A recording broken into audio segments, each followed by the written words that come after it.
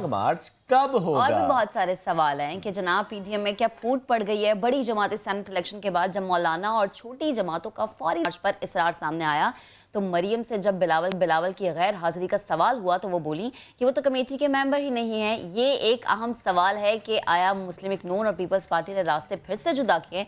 दूसरा सवाल जहन में ये आया कि आप भी तो मेंबर नहीं तो लीगी रहनुमा थोड़ी सी गड़बड़ाना बनता था। महक जब आपने सवाल किया कि बिलावल क्यों नहीं है, तुमने कहा वो तो स्टीयरिंग कमेटी के मेंबर नहीं है, बीबी आप भी नहीं है, वो गड़बड़ा गई।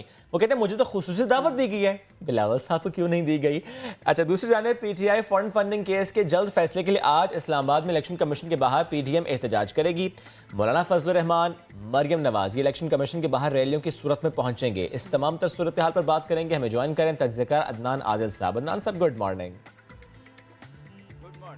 अदनान साहब, क्या लग रहा है, क्या होने जा रहा है? क्या हुकूमत पर प्रेशर है या कि जो अंदर इतनी फूट पड़ चुकी है उसकी वजह से हुकूमत इस चिल के उनका काम इन्होंने खुद ही कर दिया? कोई प्रेशर नहीं है क्योंकि पीपल्स पार्टी जो है वो सिर्फ बराए नाम पीडीएम का हिस्सा है। पीपल्स पार्टी जो है वो नवाज शरीफ की पार्टी और फजलुर रहमान की पार्टी की तरह सिस्टम को डिरेल नहीं करना चाहती। वो इस सिस्टम के अंदर रहते हुए खेलना चाहती है, तो इसलिए वो बहुत ज़्यादा गर्मजोशी के साथ इनकी एक्टिविटीज़ में हिस्सा नहीं ले रही। जैसे अभी आपने बताया कि कल की मीटिंग में बिलावल भुट्टो नहीं आए थे और इसके अलावा वो जो वहाँ पे हो रहा है हंगामा एक इलेक्शन कमीशन के सामने, उसमें भी वो शरीक नहीं होंगे। और आपको पता है कल की मीटिंग में शायद सिर्फ राजा परवेज़ अशरफ गए, तो बहुत यानी निचली क़यादत जो है वो पार्टिसिपेट कर रही है। पीपल्स पार्टी के अलहदा होने से पीडीएम को बहुत झटका लगा है। फिर दूसरा बड़ा मसला ये हुआ है कि ये लोगों को सड़कों पर नहीं ला सके, उसमें कामयाब नहीं हुए। यही पीपल्स पार्टी का मौक़िफ़ भी है कि आप लॉन्ग मार्च और ये सब कुछ कह रहे हैं, लोग तो सड़कों पे आ नहीं रहे हैं और उसके बाद फिर हम क्या करेंगे? जब लोग सड़कों पे नहीं आएंगे, सब अपने तीर हम चला लेंगे, फिर तो हमारी पोजीशन और ज़्यादा कमज़ोर हो जाएगी। तो इसलिए पीडीएम की वजह से हुकूमत को कोई ख़ास परेशानी नहीं है। अलबत्ता अगर कोई मिस हैंडलिंग हो गई, जैसे आज अगर वहाँ पे मुजाहरा हुआ, कोई अगर वहाँ पर वायलेंस हो गया, कोई खुदा ना खास्ता गोली चल जाए, कोई ऐसा वाक़या अफसोसनाक हो जाए, फिर हुकूमत प्रेशर में आ सकती है। अगर हुकूमत तहम्मुल का मुजाहरा करे तो मेरा ख्याल है कि हुकूमत के लिए कोई भी परेशानी की बात नहीं है। अच्छा अदनान साहब, उनका एहतजाज है। एक और चीज़ ज़रा बताएगा, आप जितने वाज़ेह तरीके से बता रहे हैं पीपल्स पार्टी के हवाले से, पीपल्स पार्टी अगर पीडीएम से अलग हो गई है तो फिर पीडीएम का क्या मुस्तकबिल है? अगर पीडीएम टूट गई तो यकीनन फिर तो हुकूमत को किसी से कोई ख़तरा ही नहीं है, क्योंकि कल शेख रशीद साहब कह रहे हैं कि आप इस्लामाबाद आएँ, आप एहतजाज करें, बाकी हम संभाल लेंगे। वो इसीलिए फिर इतना बरमला ऐलान करें क्योंकि उन्हें पता है कि अब पीडीएम मुत्तहिद नहीं है, ना एक पेज पर है। अगर पीडीएम मुत्तहिद हो तब भी आपने देखा जो इन्होंने जलसे किए, लोग नहीं आए। लाहौर में जब जलसा किया तो बिलावल भुट्टो के जुलूस में 300-400 लोग से ज़्यादा नहीं थे। तो पीपल्स पार्टी ने महसूस कर लिया, सियासी लोग हैं, कि लोग तैयार नहीं हैं जलसे जुलूसों और सड़कों पर आने के लिए, तो वो पीछे हट गए। अगर वो साथ हों तब भी कोई ज़्यादा सड़कों पे कोई हुकूमत को चैलेंज नहीं है। चैलेंज ये हो सकता था कि पीपल्स पार्टी और ये सब मिलकर असम्बलियों से इकट्ठे मुस्ताफ़ी हो जाते, तो एक पॉलिटिकल क्राइसिस पैदा हो सकता था, लेकिन उसके लिए पीपल्स पार्टी तैयार नहीं है।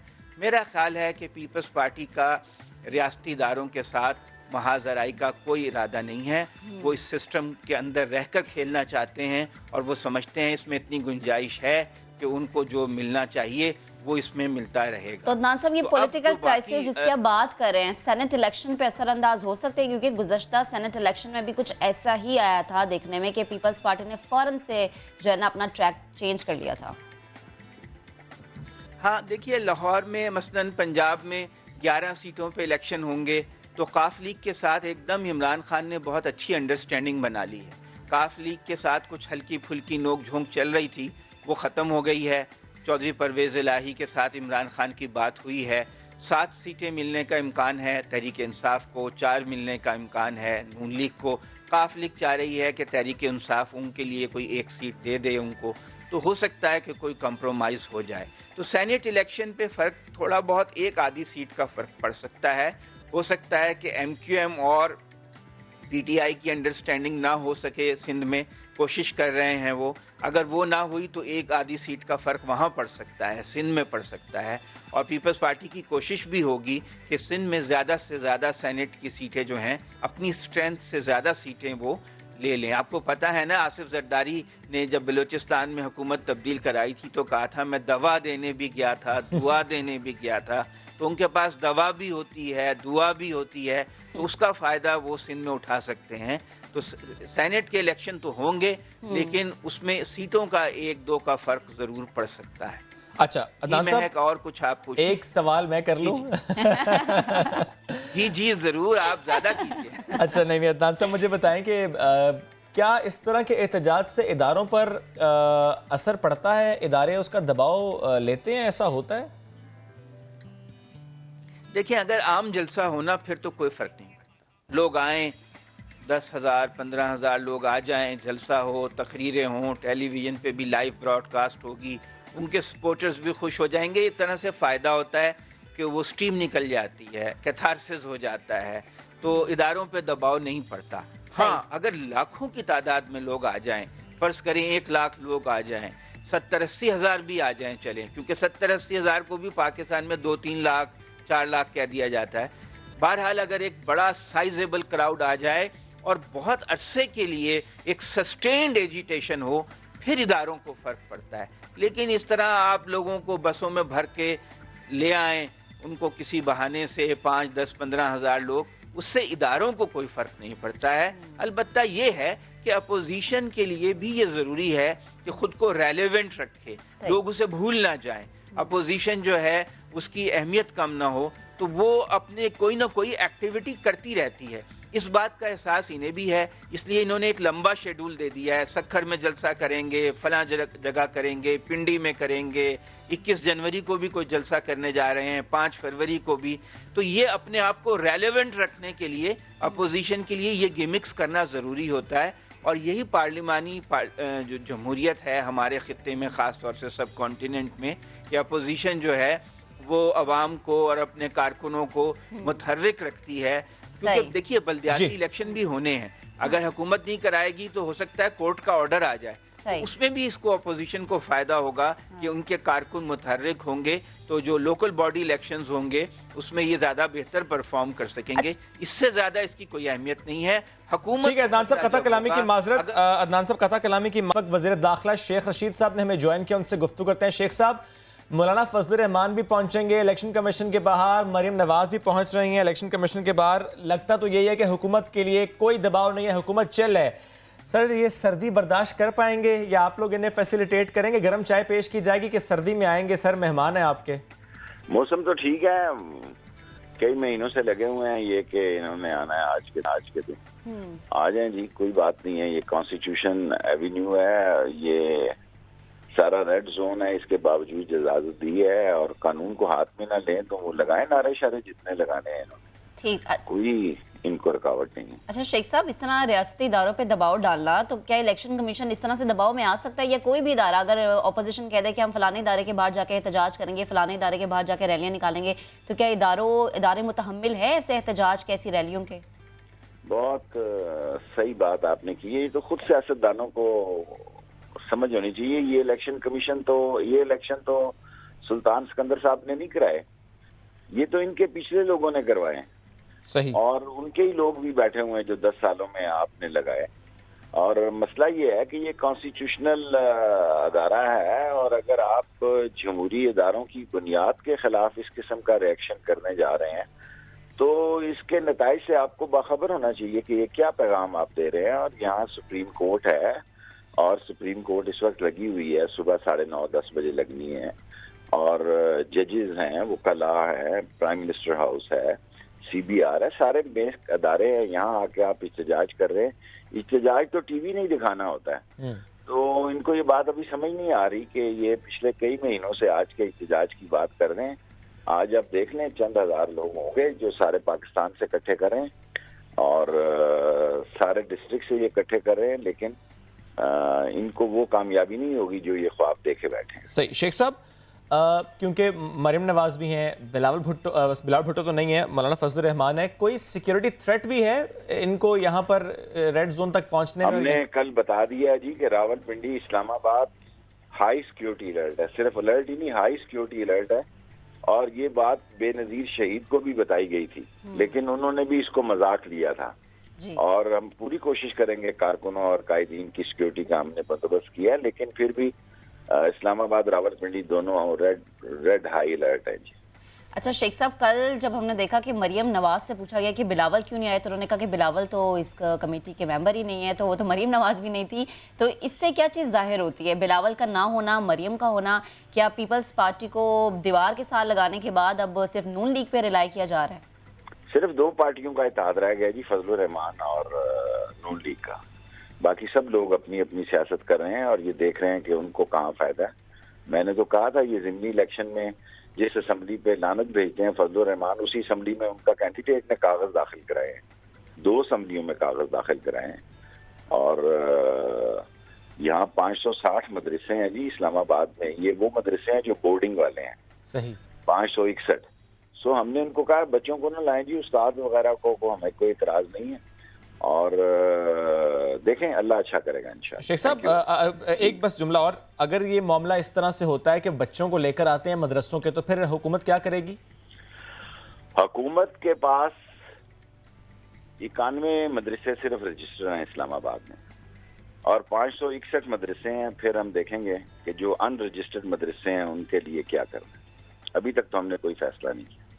ठीक है शेख साहब, बेहद शुक्रिया, साथ मौजूद थे आप, इससे मुतालिक हमसे गुफ्तगू कर रहे थे। और अब हमें ज्वाइन करें मार्जा शाह महमूद कुरैशी साहब। शाह साहब बेहद शुक्रिया। शाह साहब, एहतजाज जो इस वक्त पाकिस्तान के अंदर हो रहा है उसमें एक मामला ये भी है कि कराची में बैनर्स लगे हुए हैं कि इसराइल नामंजूर। शाह साहब, जब इमरान खान साहब कह चुके, आप कह चुके कि ऐसा कोई मामला है नहीं, इसराइल खुद कह चुका कि पाकिस्तान के साथ ऐसा कोई मामला हो नहीं सकता, हो नहीं रहा, सर फिर ये मौलाना फजलुर रहमान और पीडीएम एहतजाज अगर करें और उसमें ये बैनर्स लगाए जाएं कि इसराइल नामंजूर है, या रैली इसलिए निकाली जा रही है कि इसराइल को मंजूर ना किया जाए, शाह साहब ये फिर हो क्या रहा है? ये बताना क्या चाह रहे हैं? ये सिर्फ अवाम को गुमराह कर रहे हैं? देखिए, जो हो रहा है बड़ा वाज़ेह है, सियासत हो रही है और अपनी साख पीडीएम की गिरती हुई साख को सहारा दिया जा रहा है। जब वाज़ेह हुकूमत ऐलान कर चुकी है कि माफ कीजिए कि कोई इजराइल को तस्लीम करने का सवाल ही पैदा नहीं होता। इजराइल वजाहत कर चुका है, पाकिस्तान का बड़ा टोक मौक़िफ़ आ चुका है, फ़लस्तीन पर जो हमारा नुक्ता नज़र है, जो हमारी पॉलिसी है, वो वज़ीर आज़म उसका इशारा दे चुके हैं, मैं बयानात दे चुका हूँ, फॉरेन ऑफिस एक वाज़ेह पोजीशन ले चुका है। अब इस रैली का या इन बैनर्स का कोई जवाब बनता नहीं है। जवाब सिर्फ यही बनता है कि सियासत करनी है और पीडीएम की गिरती हुई साख को सहारा देना है। अंदरूनी इंतशार जो इस वक्त दिखाई दे रहा है उस पर ये एक जिसे कहते हैं ना, एक पर्दा डालने की कोशिश है। पाकिस्तान की आवाम समझदार है, वो जानते हैं कि इसमें कोई हकीकत नहीं है। हाँ, अब उनके जो बच्चे हैं, कुछ मदरसों के बच्चों को इस्तेमाल करना चाहते हैं, कुछ लोग जो उनके साथ मुंसलिक हैं उनको सड़कों पे लाना चाहते हैं। ये कराची के लिए, कराची के आवाम के लिए, मुल्क की मईशत के लिए सही कदम नहीं है और मैं उम्मीद करता हूं कि पाकिस्तान और कराची के लोग इस पर तवज्जो नहीं देंगे। अच्छा शाह साहब, एक और चीज़ ज़रा वाज़ेह कर दीजिएगा। जैसे शेख साहब कह रहे हैं कि पीडीएम बस अब दो जमातों की रह गई है, सिर्फ मौलाना की और मरियम नवाज की, तो इस पर एक लास्ट कमेंट कीजिएगा। आपको भी यही लग रहा है कि पीपल्स पार्टी मुकम्मल तौर पर अलहदा हो गई है? देखिए, पीपल्स पार्टी मुकम्मल तौर पर अलहदा तो नहीं हुई, लेकिन पीपल्स पार्टी आंख मचोली खेल रही है। वो विकेट के दोनों तरफ खेल रही है। वो पीडीएम को इस्तेमाल करना चाहती है जहां तक उनके मकासद का हसूल है, और वो पीडीएम के जो मुतालबे हैं इस्तीफा देने का, उस पर वो दो टोक फैसला कर चुके हैं कि हम ऐसा नहीं करेंगे। वो वाजे कर चुके हैं कि लॉन्ग मार्च पे भी अभी उनकी सोच में जिसे कहते हैं ना, अभी क्लैरिटी नहीं है। तो वो पीडीएम को इस्तेमाल जरूर करना चाहती है, लेकिन पीडीएम की मुकम्मल तौर पर जो उनकी पॉलिसी है उसका हिस्सा भी नहीं बनना चाहती। सही। वो विकेट के दोनों तरफ खेलना चाहते हैं। शाह साहब एक बात और बता दें, पीडीएम के इन एहतजाज को देखकर या जो बयानबाजी होती आई है माजी में पिछले चंद महीनों से जब से पीडीएम बनी है, बैरूनी हाथ मुलव्वस है सर? ऐसी कोई खबरें हैं? जी दोबारा सवाल कीजिए। बैरूनी हाथ मुलव्वस है सर? बैरूनी ताकतें मुलव्वस हैं, दुश्मन मुलव्वस है पीडीएम को बनाने में, इनकी इन बयानबाजियों में, इनके इस एहतजाज में, इनके लाए अमल में बैरूनी हाथ मुलव्वस है सर?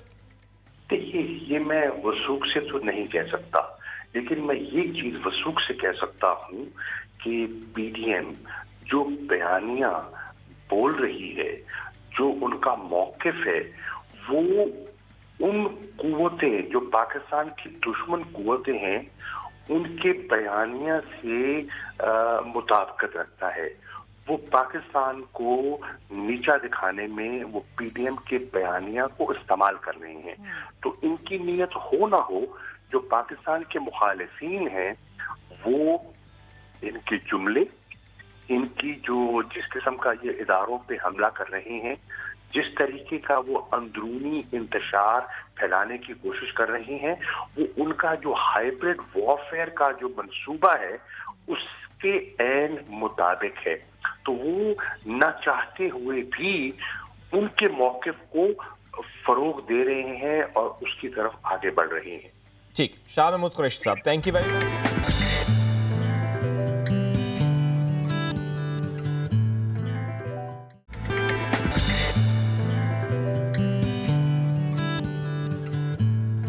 चलते हैं आपको लियारी। लियारी एक ऐसा इलाका जिसने हमें कई हीरे दिए। लियारी एक ऐसा इलाका जहां हर घर में टैलेंट है। लियारी जहां पर जब हम जाते हैं तो हमें बॉक्सर्स भी नजर आते हैं, हमें फुटबॉल के प्लेयर्स नजर आते हैं, साइकिलिस्ट नजर आते हैं, सिंगर्स नजर आते हैं। लियारी टैलेंट से भरपूर इलाका, कराची का दिल है लियारी, कराची की शान है लियारी। लियारी में एक साइकिलिंग की चैंपियन है, नेशनल चैंपियन है, और ज़रा देखिए कि इतने मसाइल उन्होंने फेस किए। She was not having her own cycle, उन्हें साइकिल दी गई और उन्होंने साइकिल पर रेस लगाई और वो जीती। 16 ईयर्स ओल्ड सुमेरा रेस जीत कर मुल्क का नाम तो रोशन करती हैं, लेकिन हम ये भी देखते हैं घर भी वो चलाती हैं, वो घर की बेसिकली कफील हैं। अमूर खानादारी की जिम्मेदारी भी निभाती हैं और ये बताती हैं कि एक औरत होने के साथ साथ जो जो उनकी जिम्मेदारी हैं वो उनसे गफलत नहीं बरत रही हैं। लियारी की ही बात करें तो वहाँ पर एक बॉक्सर भी रहते हैं जिनका नाम है Nadir Baloch. WBC Middle East title उन्होंने अपने नाम किया। उन्होंने अफगान खिलाड़ी हसन को शिकस्त देकर ये टाइटल अपने सीने पर सजाया। ये दोनों काबिल एथलीट सिर्फ अपने जुनून के बलबूते पर, अपनी हिम्मत के बलबूते पर यहाँ तक पहुंचे हैं, यानी यहाँ तक पहुंचने का मतलब आज हमारे प्रोग्राम में भी आ गए। जाहिर है उन्होंने टाइटल्स लिए हैं, उन्होंने नाम रोशन किया पाकिस्तान का, उनका टैलेंट जो है वो नजर आ रहा है हमें। तो boxer Nadir Baloch is with us, good morning. और हमारे साथ हैं सुमेरा और उनके कोच आसिफ, आप दोनों को भी कहते हैं good morning and welcome to the show. Sumaira, start आपसे करते हैं। जब हमें ये मालूम हुआ कि आप नेशनल चैंपियन हैं और साथ ही ये मालूम हुआ कि आपके पास अपनी साइकिल नहीं थी, वो तो फिर आपको साइकिल दी गई, तो ये ज़रा कहानी सुनाएं। साइकिल का ना होना, फिर भी साइकिल का शौक होना, साइकिल चलाते जाना और तेज़ तेज़ चलते जाना और फिर जीत जाना। बस यही मैं शुक्रिया अदा करना चाहती हूँ अपने कोच का, जिसने मुझे इतना सपोर्ट किया। मेरे पास साइकिल नहीं थी पहले, मेरे कोच ने मुझे सपोर्ट किया, इसलिए मैं इस वक्त यहाँ पहुँच चुकी हूँ। आसिफ साहब, जब आपको ये मालूम हुआ कि सुमेरा के पास साइकिल नहीं है बट वो करना चाहती हैं ये, तो आपको यकीन था कि अगर सपोर्ट की जाएगी तो ये जीत जाएंगी? तो मुझे तो इतने बच्चियाँ मेरे पास प्रैक्टिस करते हैं, पहले तो लड़कों को मैं प्रैक्टिस देता था, अभी तो मेरे पास बच्ची हैं सारे माशाल्लाह, सब इनकी उम्र की हैं सब। अच्छा, तो अच्छे से अच्छे मैं कहता हूँ पोजीशन लेके आए तो अपने मुल्क के लिए रोशन करे अपने मुल्क को, तो मुल्क को टाइटल ला के देवे। तो मेरी तो कोशिश यही है कि मैं इन बच्चों को ऊपर सर अभी हाथ तो रखा हुआ सर पे, तो मज़ीद मेरे साथ रहो तो दूसरे भी हैं जो हमारे साथ तावन करें, हमारे साथ हेल्प करें। तो मुझे तो और कोशिश कि मैं मुल्क के लिए भी और कुछ कर सकें, मुल्क के लिए मेडल लेके आएँ, बाहर से मेडल लेके आएँ। ये तो कराची के जो हमारे जो नेशनल गेम है, जो ये सुई गेस है, वापडा है, आर्मी है, जो इनको अभी शिकस्त दे रहे हैं, हम जीत रहे हैं, तो हमें कोशिश है कि हम बाहर से भी टाइटल ला के मुल्क के लिए नाम रोशन करें। पाकिस्तान की जीत है। सुमेरा, मुझे बताएं शौक कैसे पैदा हुआ कि मतलब किसी को देखा, किसी से इंस्पायर हुई आप कि अच्छा मैं भी साइकिल चला सकती हूँ और चलाने के अलावा मैं जीत भी सकती हूँ, किससे देख के शौक पैदा हुआ? जी मैंने अपनी कज़न को देखा था जो मेरे कोच के पास ट्रेनिंग करती थी। अच्छा। ओके। हाँ, तो मेरे चाचू ने कहा कि आप साइकिलिंग करना चाहती है तो आप भी चलाना जानती है, तो मैंने कहा हाँ मैं भी करूँगी। तो फिर उसे देखकर ही मैंने ये शौक। अम्मा अब्बा ने इजाज़त दे दी थी? नहीं थे, नहीं, अम्मा तो देती नहीं है। नहीं थे, अम्मी अबू नहीं है। अच्छा, अम्मी अब्बू नहीं थे। बाद में किया। तो बस आपने कहा कि मैंने हिम्मत नहीं हारी। हाँ। अच्छा, घर में कौन कौन है? मेरे 2 भाई हैं और 2 बहन हैं। एक मैं हूँ, एक मुझसे छोटी बहन है। और भाई बड़े हैं छोटे हैं? हाँ, एक मुझसे बड़ा है, मतलब वो स्पेशल चाइल्ड है, दिमाग की तवाज़ुन ठीक नहीं है, और एक छोटा है, और एक मुझसे छोटी बहन है। तो 9 सुमेरा साल इसका की। मतलब तो ये हुआ कि अपने घर की कफील तो आप हैं, जी तो फिर कैसे मैनेज करते हैं, घर कैसे चलाती हैं? बस गुजारा कर लेती हूँ, उससे गुजारा तो नहीं होता लेकिन मैं कर लेती हूँ बस। रूटीन क्या होती है आपकी? बस सुबह स्कूल जाती हूँ, अभी तो वेकेशन चल रही है। अच्छा। उससे आकर अपने भाई बहन के लिए खाना वगैरह बनाकर फिर उनको मदरसा भेजकर, ट्यूशन वगैरह भेजकर फिर ट्रेनिंग के लिए निकल जाती हूँ। और कितना वक्त करती हैं आप ट्रेनिंग? ट्रेनिंग हम लोग 2-3 घंटे करते हैं। 2-3 घंटे। लेकिन सुमेरा कितनी टफ जिंदगी, सुबह उठना, खुद स्कूल जाना है, बहन भाइयों का भी ख्याल कर रही हैं, वापस आके खाना भी बना रही हैं, उनको संभाल भी रही हैं, फिर खुद ट्रेनिंग करने जा रही हैं।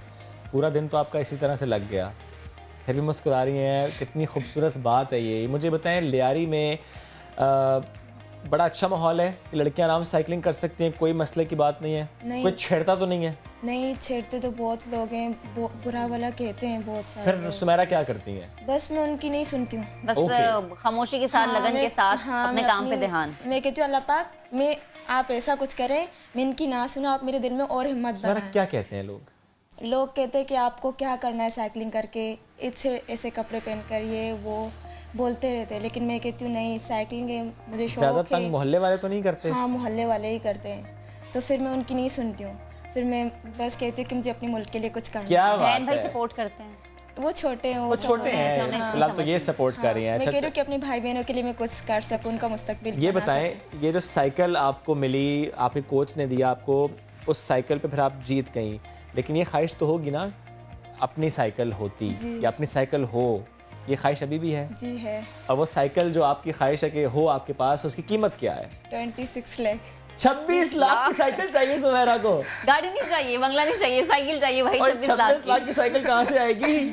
किस मुल्क से कौन सी आएगी? साइकिल आई है? इतनी खास क्या बात है उसमें? अच्छा, इंपोर्ट होगी।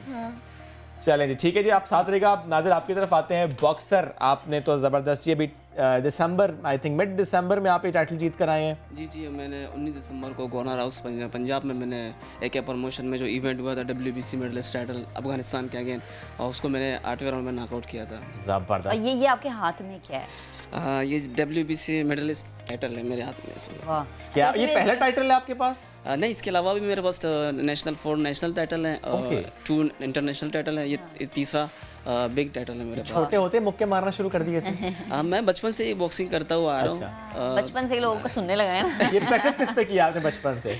बचपन में ऐसा था कि हम बैकग्राउंड से ही हम लोग बॉक्सिंग फैमिली से रहे थे। अच्छा। मेरे दादा और मेरे नाना, मेरे चाचू, ये तो आपको फिर विरासत में मिली है गेम में। तो जाहिर सी बात है, हमारे जितने भी रिलेटेड हमारे कजन्स वगैरह, मेरे कोचेस, मेरे अंकल, सारे बॉक्सिंग की तरफ दौड़ते रहते, तो हमें भी इसी प्लेटफॉर्म में तो जाना बस पड़ता इसी है। से शौक पैदा हुआ? हाँ जी, बिल्कुल। मैंने अपने मामू को देखते हुए मैंने अपना शौक स्टार्ट कर लिया, क्योंकि मेरे मामू इंटरनेशनल बॉक्सर रह चुके हैं, पाकिस्तान को रिप्रेजेंट किया है, काफ़ी उसका नाम था। तो मेरे ख्वाहिश थी कि मैं भी एक अच्छा प्लेटफॉर्म में जाके पाकिस्तान को रिप्रेजेंट करूँ, अच्छा एक फेम बनाऊँ, अपना नाम बनाऊँ, कि लोग मुझे देख के और उनके दिल में भी असरत रहे कि यार मैं भी नादिर की तरह बनूँ। और नादिर सिखाना भी चाहते हैं लोगों को?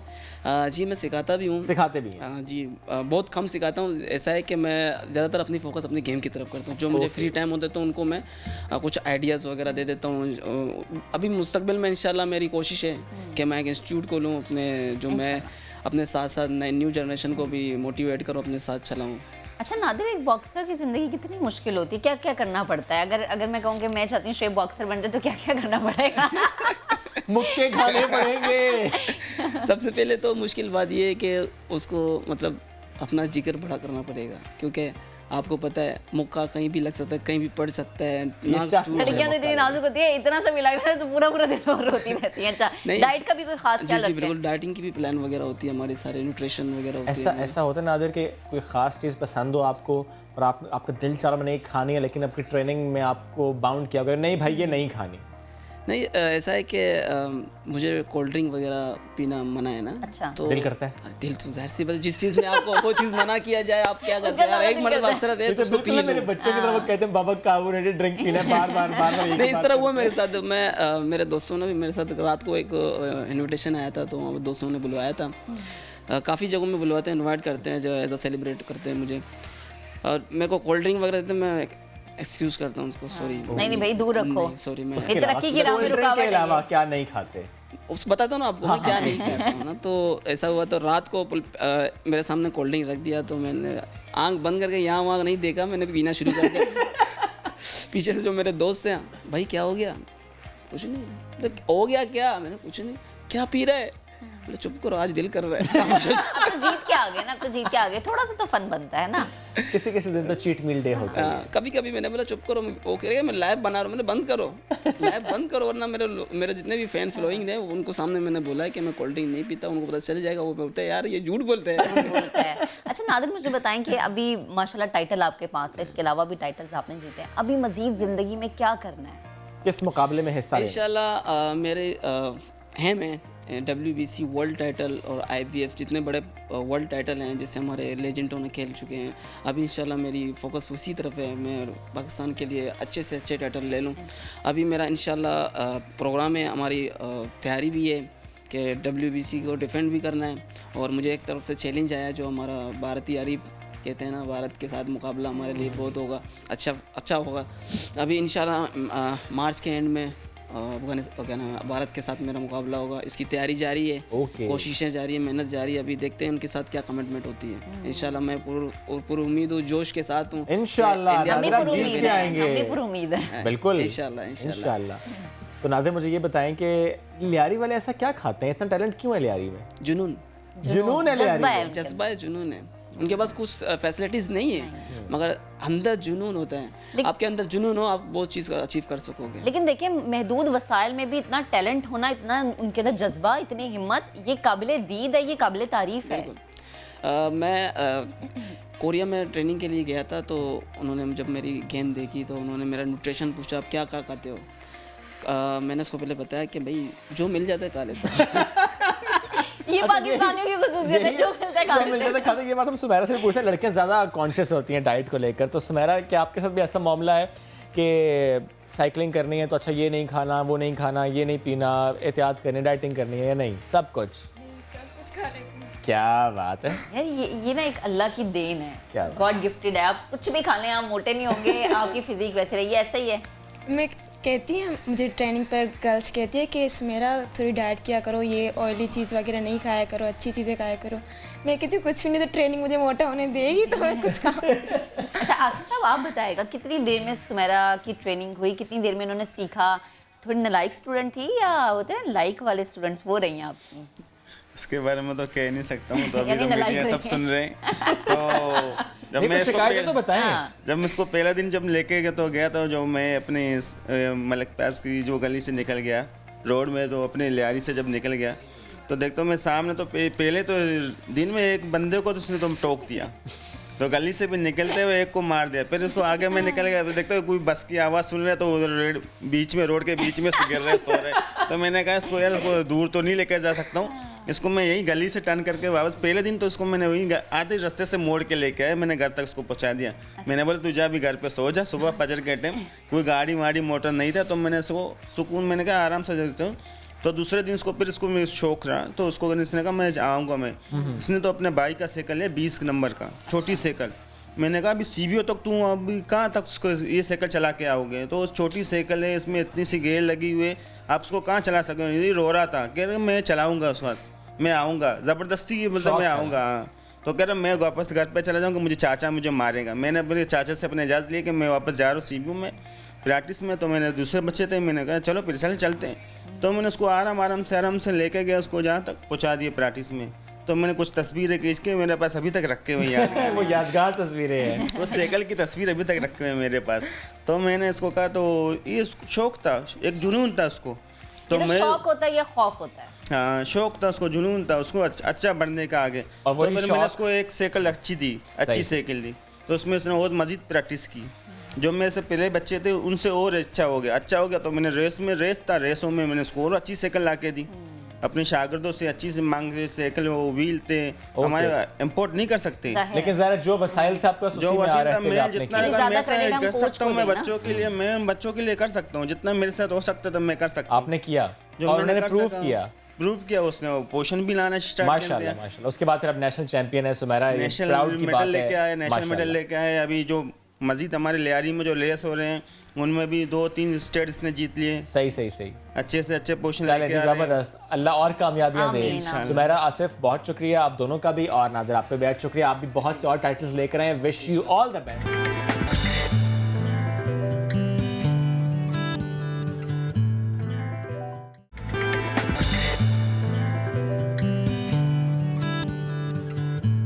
फैसलाबाद से जहां जायदुल मयाद अद्वियात की खरीदो फरोख्त का धंधा खुले आम जारी है, वहीं पर ये कह दिया जाता है कि अगर आप एक्सपायर्ड दवाइयां लेते तो 50% आपको दवाइयां जो हैं उसकी कीमत कम मिलेगी। इंतहाई अहम और काबिल गौर चीज़ ये है कि एक्सपायर्ड मेडिसिन कितने में मिलेगी। जब ये सवाल हुआ तो जवाब मिला कि 50% में मिल जाएंगी, यानी इंसानी जानों से खेला जा रहा है। एक्सपायर्ड दवाइयाँ 25% कीमत पर 50% कीमत पर फरोख्त की जा रही हैं। समा ने घिनौने कारोबार का पर्दा चाक कर दिया। 25% कीमत पर एक्सपायर अद्वियात की फरोख्त इस वक्त जारी है। कहां पर? सनती शहर फैसलाबाद में जायदुल मयाद अद्वियात खुले आम फरोख्त हो रही है। और बरमला ये कहा जा रहा है कि अगर आपको एक्सपायर्ड दवाइयां चाहिए तो 25% या 50% कम करके उसकी कीमतें आपको दे देंगे।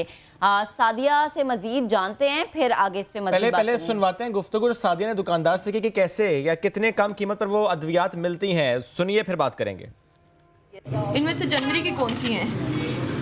तो लिखी होंगी, ये जनवरी की है, उसके अलावा ये भी जनवरी की है, ये भी जनवरी की है,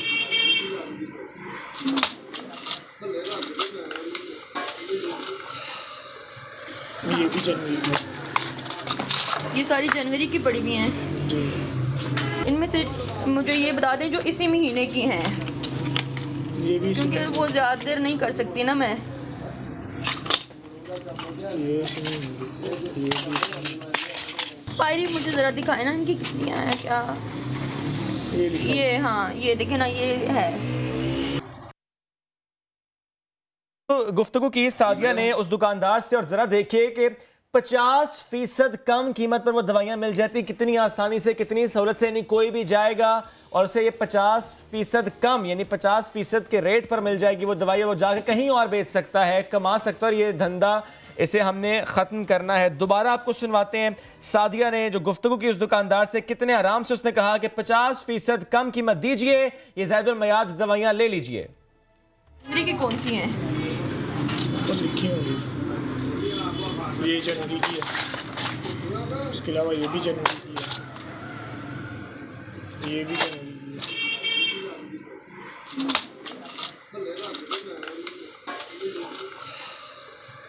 ये भी जनवरी की है। ये सारी जनवरी की पड़ी हुई हैं। जी, इनमें से मुझे ये बता दें जो इसी महीने की हैं, ये भी क्योंकि वो ज़्यादा देर नहीं कर सकती ना मैं। ये भी पायरी मुझे ज़रा दिखाए ना इनकी कितनी हैं क्या। ये लिखा ये हाँ, ये देखें ना, ये है। इसी पर बात करने के लिए हमारे साथ मौजूद है पार्लिमानी सेक्रेटरी बराए सेहत डॉक्टर नौशीन हामिद साहिबा और पाकिस्तान मेडिकल एसोसिएशन के सेक्रेटरी जनरल डॉक्टर कैसर सज्जाद साहब। गुड मॉर्निंग डॉक्टर साहिबा, बेहद शुक्रिया आपके वक्त का। मुझे ये जानना है कि खुलेआम ये जो एक्सपायर अद्वियात फरोख्त हो रही हैं, इसका जिम्मेदार आखिर कौन है? बिल्कुल जी, इसकी जिम्मेदार जो है वो हुकूमत ही होती है, क्योंकि ये मैकेनिज्म जो है ये हुकूमत के पास ही है, इनके ऊपर चेक करना और इनके ऊपर रेट्स डालना। मगर मैं आपको यकीन दिलाती हूँ कि हुकूमत अपना काम कर रही है।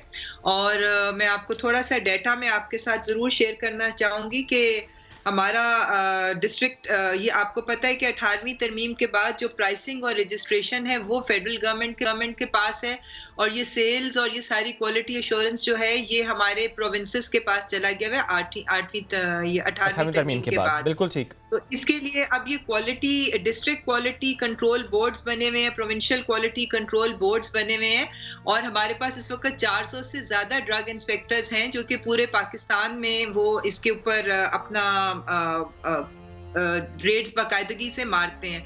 मैं सिर्फ आपको 2020 का डेटा पंजाब का थोड़ा सा शेयर करूंगी कि इसके अंदर तकरीबन 57,000 जो है वो इंस्पेक्शंस हुई हैं मुख्तलिफ शॉप्स की, और उसके अंदर 4,200 चालान भी हुए हैं। और एक्सपायर्ड केसेस जिसका आप जिक्र कर रहे हैं, ये 506 एक्सपायर्ड केसेस जो हैं वो पकड़े गए हैं, जिनमें से फैसलाबाद अभी आप बात कर रहे थे तो 71 जो है वो फैसलाबाद के केसेस थे।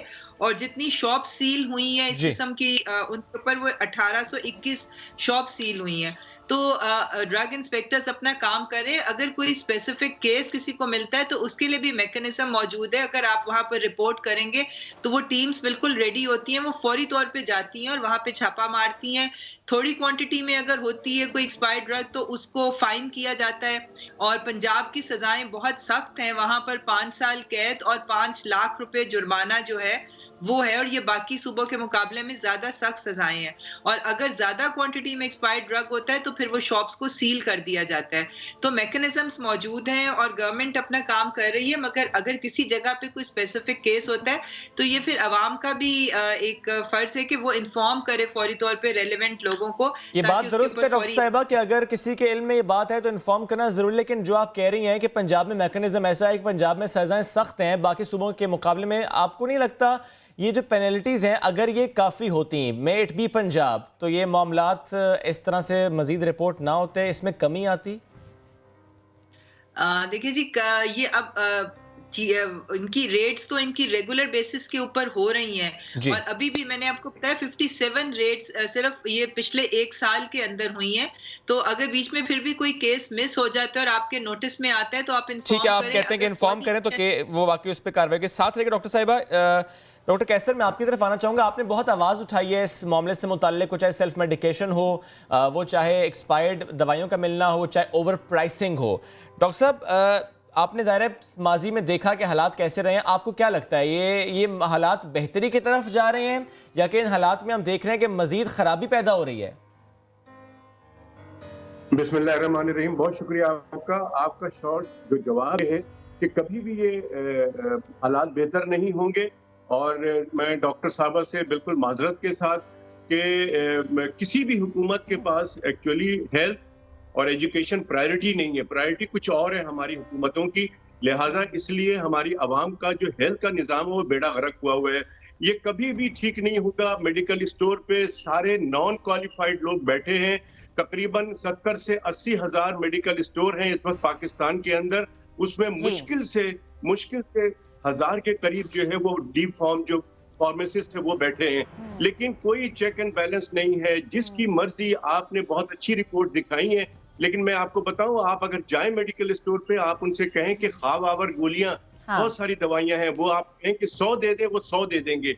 जो लाइफ सेविंग ड्रग्स है वो दे देते हैं। फिर आप देखें कि डॉक्टर्स जो है जो प्रिस्क्रिप्शन लिखता है उसको वो चेंज कर देते हैं कि ये डॉक्टर ने लिखा है, ये इससे ज्यादा अच्छी दवा ये है। तो ये बेतहाशा चीजें हैं। मैं रिक्वेस्ट करूंगा नौशीन साहिबा से कि बहुत ज्यादा काम करें, हुकूमत कानून साजी करे, प्रॉपर इसमें अमेंडमेंट करें, सख्त से सख्त सजा। डॉक्टर साहब, वो ये कहती हैं कि ये मामला सूबाई सतह पर होगा। देखिए, ये काम ड्रग रेगुलेटरी अथॉरिटी का है, ये फेडरल गवर्नमेंट में आता है। पूरे पाकिस्तान की इनके पास जिम्मेदारी है। हेल्थ केयर कमीशन जो है वो सूबाई जिम्मेदारी है, लेकिन हेल्थ केयर कमीशन तो फेल हो चुकी है। वो कोई काम नहीं कर रहे हैं सिवाय ये कि वो डॉक्टरों की सिर्फ रजिस्ट्रेशन, डॉक्टरों को धमकाना, उनको तंग करना। बाकी क्वेक्स तकरीबन 6.5 लाख अताई डॉक्टर्स जो हैं वो यहाँ पर काम कर रहे हैं, मासूम जानों की जिंदगियों से खेल रहे हैं।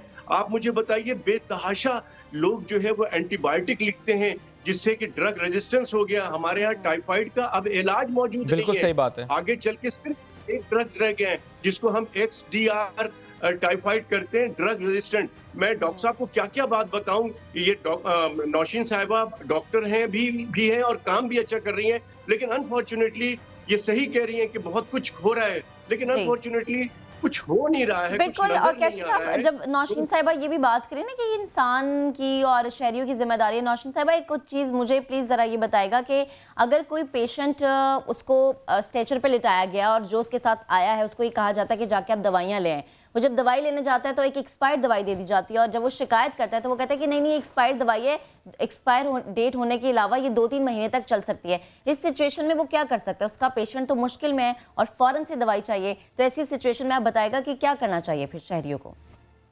जी, वैसे तो ये कि फौरी कंप्लेंट रिड्रेसल के लिए मैकेनिज्म मौजूद है। अगर उनको रिपोर्ट करें तो विद इन मिनट्स जो है वो टीम्स मूव करती हैं और वो वहां पर पहुंचती हैं और फौरी तौर पे उसके ऊपर एक्शन होता है। मगर हमारी बहुत सारी चीजों में मैं डॉक्टर नौशीन साहबा वो सवाल भी कर रहे हैं, कंप्लेंट कहाँ करें? अगर वो मैकेनिज्म भी एक्सप्लेन कर दें प्लीज आप। जी, ये इसकी हेल्पलाइन होती है ये ड्रग कंट्रोलर की, वो मैं फिर आपके साथ शेयर कर लूंगी।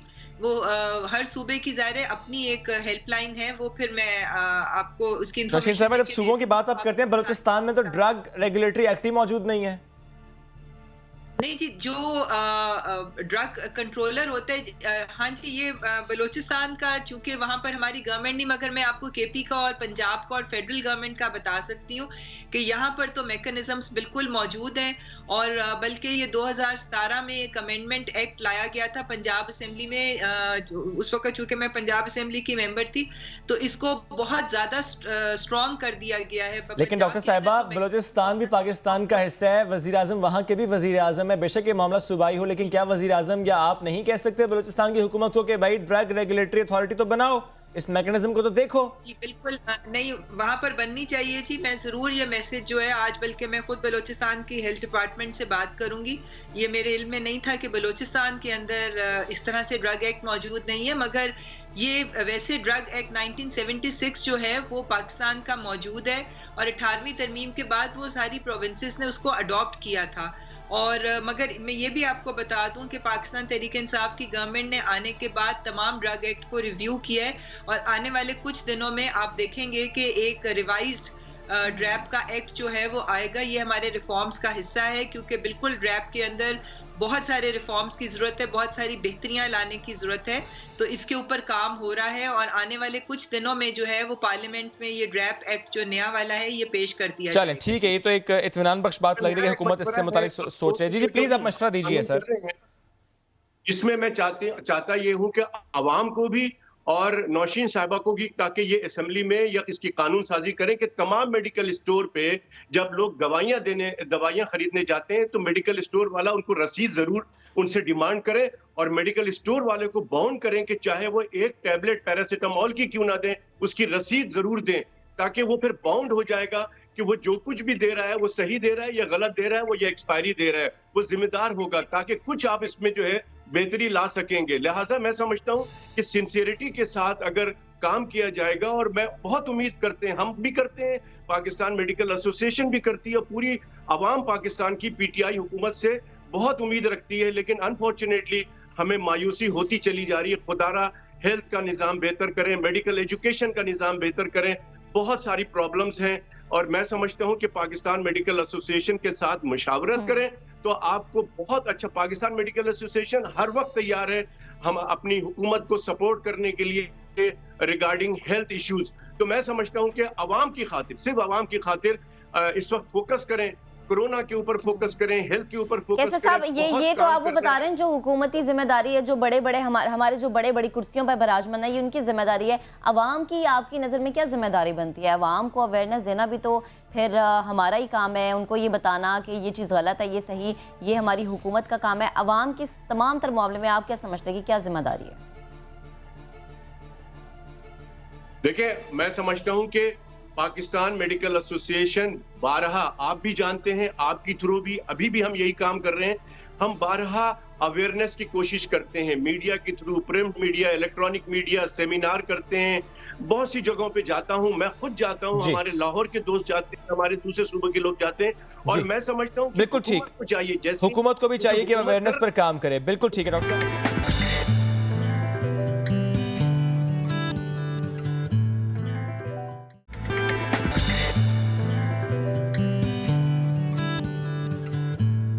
Welcome back. आपको बताएं कि 2021 वैक्सीनेशन का साल कहा जा रहा है। दुनिया के मुताबिक ममालिक में कोरोना वैक्सीन लगाई भी जा रही है। दुनिया भर में बरतानिया पहला मुल्क है जिसने टीके लगाने की मुहिम 8 दिसंबर को शुरू की, फिर जर्मनी, इसके बाद अमेरिका और उसके बाद कनाडा और फिर इस तरह से रूस, चिली, मेक्सिको में वैक्सीनेशन शुरू हुई है। अब एशिया की तरफ भी वैक्सीनेशन शुरू हो गई है, यानी वैक्सीनेशन ने एशिया का रुख किया है। कुवैत, सऊदी अरब, ओमान और बहरीन में भी वैक्सीनेशन जारी है। भारत ने दुनिया की सबसे बड़ी कोविड वैक्सीन मुहिम शुरू कर दी है, जिसमें जुलाई तक 100 मिलियन अफराद को ये वैक्सीनेशन लगाई जाएगी। अब हुकूमत ने साइनोफार्म कोरोना वैक्सीन चीन से दरामद करने की इजाज़त भी दे दी है। ड्रग रेगुलेटरी अथॉरिटी बरतानिया से वैक्सीन मंगवाने की इजाज़त पहले ही दे चुकी है। अरहम खान ने हमें ज्वाइन किया है इस्लामाबाद स्टूडियो से, और इसके साथ साथ डॉक्टर अताउर रहमान साहब भी हमें ज्वाइन करेंगे, उनसे भी बात करेंगे। अरहम, पहले मैं आपकी तरफ आना चाहूँगा, थोड़ा सा अपडेट दे दीजिएगा। 2 वैक्सीन से मुताल्लिक खबर आई, एक पहले आई जो बरतानिया की वैक्सीन है और उसके बाद अब साइनोफार्म। पहले मुझे बरतानिया की वैक्सीन से मुताल्लिक बता दें, ये हुकूमत नहीं मंगवा रही, ये निजी कंपनीज मंगवा रही हैं, राइट? ऐसा ही है शुएब, जो पहली जिस वैक्सीन को पाकिस्तान में दरामद और इस्तेमाल की इजाज़त दी गई वो निजी फार्मा कंपनी है, कराची की फार्मा कंपनी है, जिसने इजाज़त मांगी थी और उन्हें सबसे पहले ड्रैब के बोर्ड इजलास में इजाज़त दी, जो एक खुशाइन बात है पाकिस्तानियों के लिए, अच्छी खुशखबरी भी थी। लेकिन निजी सेक्टर हमें बहुत मुतहरिक नज़र आया। ऑल्दो हमने बहुत पहले ये देखा था कि जो गवर्नमेंट है वो स्ट्रैटेजीज भी बना रही है, मरबूत हिकमत अमली भी तय की जा रही हैं, और ये भी कहा गया था कि तकरीबन 12 लाख जो डोजेज हैं वो चीन की एक वैक्सीन जो है वो मंगवाई जाएगी। इस पर आते हैं यार हम, इस पर आते हैं जो चाइनीज वैक्सीन की आप बात करें, लेकिन मैं फिर आता हूं उस पर जो निजी कंपनी मंगवा रही है vaccine, what does that mean? वो वैक्सीन पाकिस्तान आ जाती है तो कोई शहरी भी जाके पे करके लगवा सकेगा, ऐसा मामला होगा?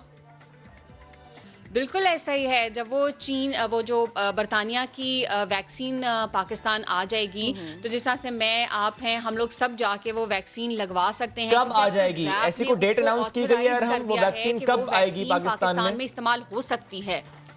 डेट अनाउंस है, हम डेट अनाउंस है कि कब वो वैक्सीन पहुंचेगी पाकिस्तान? अभी डेट भी अनाउंस नहीं है, लेकिन ये कहा जा रहा है, जो हमारे सोर्स हैं ड्रैब में, वो ये कहते हैं कि 1 से 2 हफ्ते के अंदर ये वैक्सीन पाकिस्तान में अवेलेबल हो जाएगी। और कल भी मेरी बात हुई थी ड्रैब में, तो उन्होंने ये कहा कि अभी तक कीमत का तयन भी नहीं किया गया, और जो कीमत का तयन है वो निजी फार्मा कंपनी नहीं करेगी, बल्कि जो कीमत है वो भी हुकूमत ही मुकर्रर करेगी। सही है, ठीक है। तो अरहम ये बताएं, जैसे आपने कहा कि आम शहरियों तक इसकी रसाई बिल्कुल आसानी होगी, तो ये किस तरह से होगा? कोई मैकेनिज्म बनाया गया है प्राइवेट सेक्टर्स की जानिब से? क्योंकि पहले ये कहा जाता है कि प्राइवेट सेक्टर अगर इस्तेदाद रखते हैं तो वो मंगवा सकते हैं, कुछ प्लानिंग सामने आई है?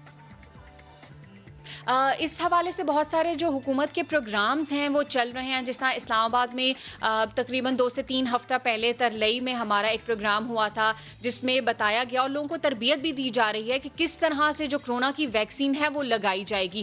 अब हुकूमत जो है उसने तो अपनी एक स्ट्रैटेजी बनाई हुई है, लेकिन जो निजी इदारे की अगर हम बात करें या जो निजी फार्मा कंपनीज हैं वो किस तरह से वैक्सीन बनाएंगी, तो उस हवाले से ज्यादा चीजें हमारे सामने प्राइवेट सेक्टर है, तो वो प्राइवेट सेक्टर के जवाब दी किस तरीके से करते हैं, ये हम सब लोग भी लगवा सकते हैं। बिल्कुल ठीक है यार। हम अब आ जाते हैं जो हुकूमत ने करना है, जो साइनोफार्म कंपनी से हमारी वैक्सीन प्रोक्योर होनी है, उससे मुताल्लिक क्या अपडेट्स हैं, और क्या हर शहरी को रजिस्ट्रेशन करानी होगी और उसके बाद उसे बताया जाएगा कि आपको किस डेट को वैक्सीन लगनी है?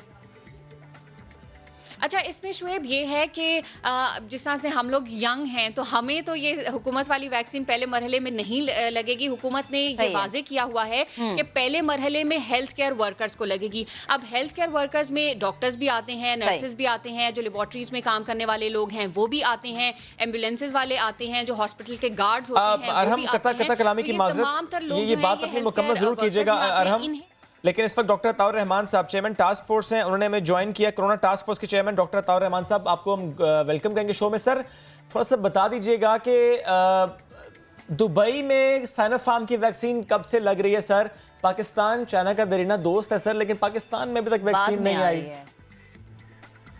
जी, बात यह है कि इस वक्त दुनिया में सप्लाई जो है वो बहुत लिमिटेड है, और जो मैन्युफैक्चरिंग कैपेबिलिटीज बहुत कम है, और दुनिया भर में डिमांड है। पहले से बहुत सारे ममालिक ने, जैसे कनाडा ने 400% ज़्यादा बुकिंग करा ली है, बरतानिया ने 300% ज़्यादा बुकिंग करा ली है, और अभी मैन्युफैक्चरिंग शुरू हुई है।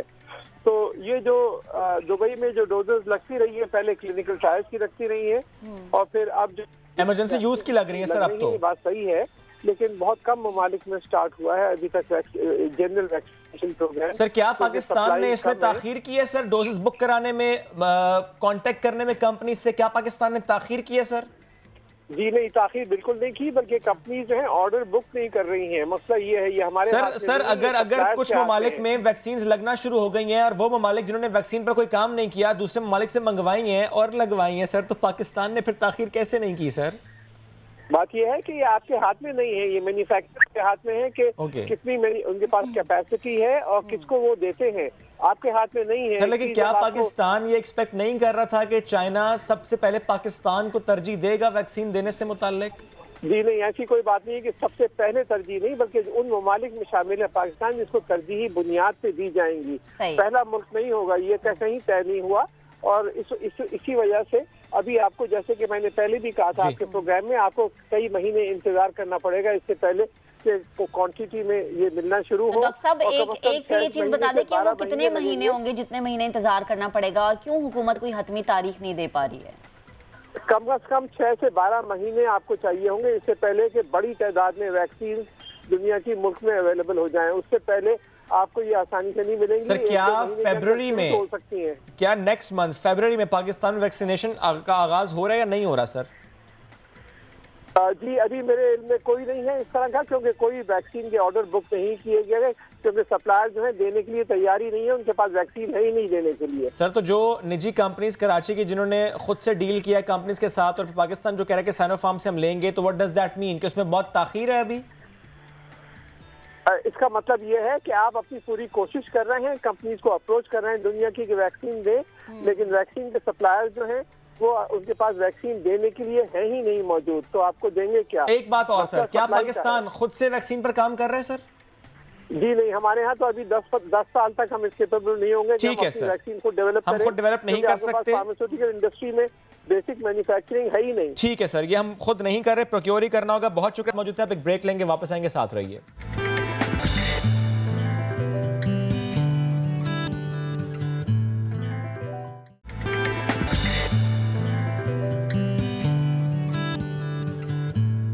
एक चीज है जिसमें पाकिस्तान का साथ दिया किसने? चीन ने। और इसमें हम ये कह सकते हैं महक कि नया दिन को ये क्रेडिट जाता है। सबसे पहले हमने ये बात की थी इसी प्लेटफॉर्म से कि जब भी कोरोना की वैक्सीन आएगी और चाइना से आएगी तो चाइना पाकिस्तान को मुफ्त वैक्सीन फराहम करेगा। ये बात हमने यहाँ से की और कई बार हमने की जब कोविड-19 की वैक्सीन के ट्रायल्स पाकिस्तान में स्टार्ट हुए थे।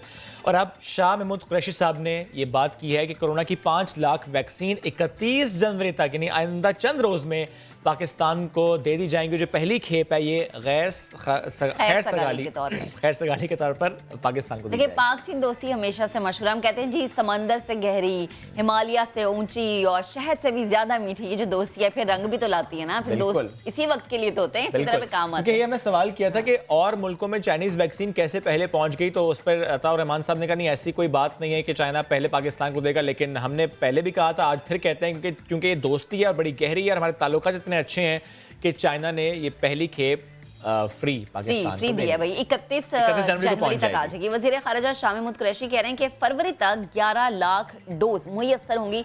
अच्छी बात है क्योंकि हम इसी बहस में रहे हैं कि फरवरी का स्टार्ट होगा, फरवरी का लास्ट होगा या मार्च का स्टार्ट होगा। तो चलें, शाह साहब ने एक अच्छी खबर दे दी है। आगे बढ़ते हैं। हुकूमत का इस्लामाबाद के शहरियों के लिए इनकलाबी कदम। वफाकी दारुल हुकूमत में जो लोग रह रहे हैं उनकी थोड़ी सी किस्मत बदल जाएगी। वरासती सर्टिफिकेट का इजरास 7 साल के बजाय 15 रोज में होगा। मतलब कितनी अच्छी बात है जहाँ पे इतना लंबा इंतजार, सिर्फ 15 दिन। ये बहुत लंबा प्रोसेस होता है सक्सेसर सर्टिफिकेट का इजरा, क्योंकि उसके बाद ही आपकी जो जायदाद होती है, जो दीगर मामला होते हैं उनको देखा जाता है। तो ये बड़ी जल्दी से हो पाएगा, बड़ा ईजीली हो पाएगा। ये बहुत ज़रूरी है कि ऐसा हो।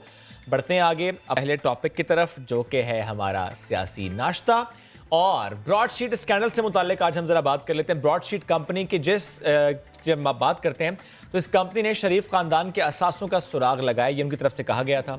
तफसीलात उसकी हैं कि शरीफ खानदान की जो गैर कानूनी रकम है 82 करोड़ डॉलर है और 2 करोड़ डॉलर शरीफ खानदान के असासों का सुराग लगाने की मद में अदा किए गए। ये मामला भी रिपोर्ट हुआ।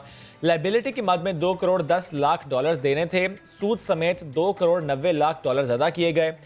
अब ज़रा इस पर बहुत बात हुई, आवाज़ उठाई गई, तो उसके बाद वज़ीर आज़म साहब ने कहा कि कमेटी का क़याम होकर वो इसको देखेगी कि मामलात जो हैं वो किस तरफ को हैं, गलती किसकी थी।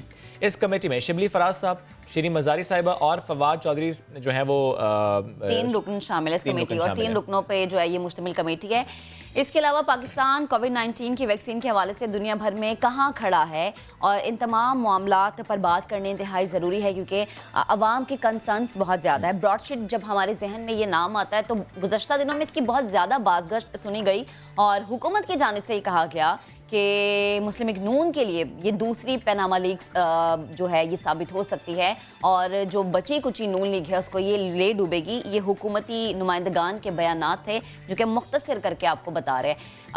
वफाकी वज़ीर बराए science and technology Fawad Chaudhry sahab हमारे साथ मौजूद हैं, उनसे इन दोनों मामलात पर बात कर लेते हैं। फवाद साहब, बेहद शुक्रिया आपके वक्त का। आपको याद होगा कि आपने कहा था कि तहरीक इंसाफ ने 40,000 डोनर्स की लिस्ट दी है। क्या आप बता सकते हैं, रहनुमाई कर सकते हैं कि इनमें कितने भारत और इजराइल के डोनर्स हैं? क्योंकि ये तनकीद की गई है, इल्ज़ाम लगाया गया कि आपके डोनर्स जो हैं वो इजराइल से हैं और भारत से हैं। पहली बात तो ये है कि यही तो प्रॉब्लम है ना, ये ना पढ़ते हैं ना कुछ। पहले भी ये जजमेंट्स के ऊपर मिठाइयाँ बांट देते हैं, पढ़ते बाद में तबसरे पहले करते हैं। अब ये जो 2 लोग जिनके ये नाम ले रहे हैं, एक इस्राएली कंपनी जो है उसको बनाया हुआ है, वो असल नाम जो उस कंपनी का मालिक है उसका नाम आसिफ चौधरी है। आसिफ चौधरी टीवी पे आ चुका है, उन्होंने जो है वो $500 की उस आसिफ ने जो है वो डोनेशन दी है। इसी तरह से जिस हिंदू का नाम ले रहे हैं वो गुजरांवाला का है, गुजरांवाला से वो अमेरिका का है। अब जिसका नाम जो है वो एक इंग्लिश नाम है, उसको इन्होंने पहले ही बगैर उसको देखे कि वो कौन है उसको डिक्लेयर कर दिया कि वो इंडियन एजेंट है या वो यहूदी एजेंट है। हाँ, वो सारे जो है वो पाकिस्तानी है। और दूसरी बात ये है कि ये जो सारे अकाउंट्स पीटीआई ने जमा कराने होते हैं कमीशन में, ये ऑडिटेड है। तीसरी बात ये है कि पीटीआई वाहिद पार्टी है जिसका फंडिंग का एक पूरा स्ट्रक्चर है। इसमें जो आम आदमी है वो सिर्फ पाकिस्तानीज हैं, वो $5, $10, $50 ये जो पैसे हैं ये देते हैं। और ओवरसीज पाकिस्तानीज को ये कहना कि वो इंडियन है या इजरायली हैं या फलाने हैं, मैं ये समझता हूँ ये ओवरसीज पाकिस्तानियों की तौहीन है। और हम तो इसके ऊपर फख्र करते हैं। ओवरसीज पाकिस्तानी हमारा सरमाया है। पीटीआई के लिए जो जज्बा उनका है वो इसीलिए है कि हम उनकी कदर करते हैं। अगर पीपल्स पार्टी और पीएमएलएन को वो लोग जो हैं वो पसंद नहीं है तो ये उनकी अपनी चॉइस है, लेकिन हमारे लिए ओवरसीज पाकिस्तानी बहुत अहमियत है। अच्छा फवाद साहब, ब्रॉडशीट से मुतालिक भी मैं कमेंट चाहूँगा आपका। उसकी तहकीकात से मुतालिक हमने देखा कि इमरान खान साहब ने कहा कि कमेटी का क़याम और उसके बाद सिफारिशात देनी थी। सर 48 आवर्स से भी ज़ायद गुजर चुके हैं, आप ज़रा खुद कमेटी का हिस्सा हैं, क्या हुआ सर, अपडेट क्या है, सिफारिशात क्या दी गई हैं? वो जो ब्रॉडशीट के मामले के ऊपर TORs भी फाइनल हो गई हैं, उसकी जो कमेटी है वो भी अनाउंस हो जाएगी। दूसरा जो इम्पोर्टेंट बात है ना वो ये है कि देखें ये तो $1.5 मिलियन है ना, $15 लाख है जो आपने उनको दिया। असल बात तो ये है कि जो शरीफों के पैसे आइडेंटिफाई उन्होंने किए और बाकी लोगों के पैसे आइडेंटिफाई किए कि $100 मिलियन, चले $850 मिलियन को छोड़े, $100 मिलियन की जायदाद तो शरीफों की 2000 में है यूके में। और शहबाज शरीफ साहब $7.34 मिलियन यानी $74,50,000 2000 में दे रहे हैं नैब को, जो बाद में इफ्तिखार चौधरी वापस करवा रहा है। अब आप अंदाजा लगाइए कि इनके पास कितना बड़ा पैसा था 2000। आप आपको तो छोड़ी 2020 को तो छोड़ी दीजिए। तो इससे आप अंदाजा लगा सकते हैं कि पाकिस्तान को प्लंडर कैसे किया गया, लूटा कैसे गया। ये तो नादिर शाह और जो गोरे थे उन्होंने मिलके हिंदुस्तान को इतना नहीं लूटा जितना इससे खानदान ने पाकिस्तान। ठीक, अच्छा फवाद साहब, कोविड-19 की वैक्सीन के हवाले से जैसे शाह साहब भी कह रहे हैं कि 31 जनवरी तक पाकिस्तान में खैर सगाली के तौर पे पहली खेप आएगी चाइना से। अपोजिशन की जानिब से ये मौक़िफ़ अपनाया जा रहा है कि हुकूमती अरकान वैक्सीन लगवाने के लिए बाहर के ममालिक का रुख कर रहे हैं।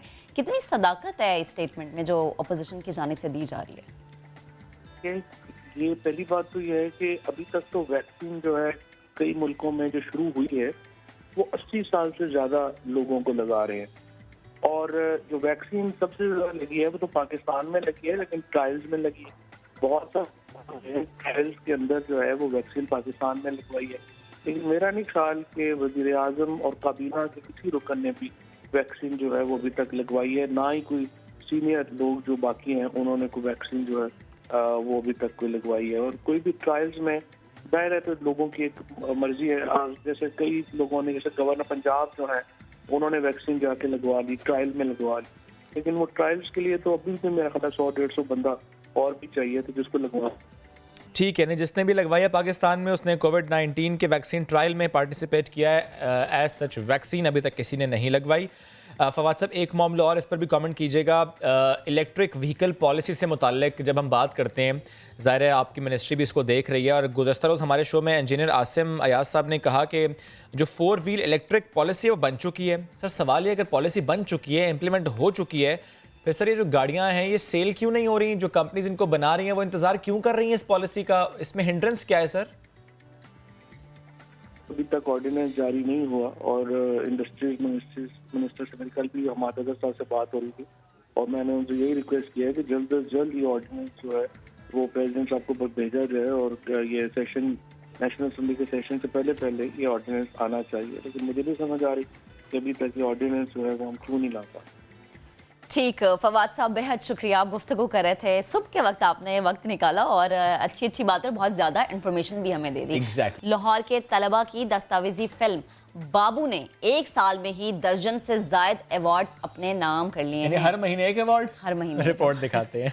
एक और मामला जिस पर हम आगे चलकर बात करेंगे वो है दिमाग का मामला। जब दिमाग में हो उलझने तो उसे सुलझाएगा कौन? सुलझा सकते हैं कैसे?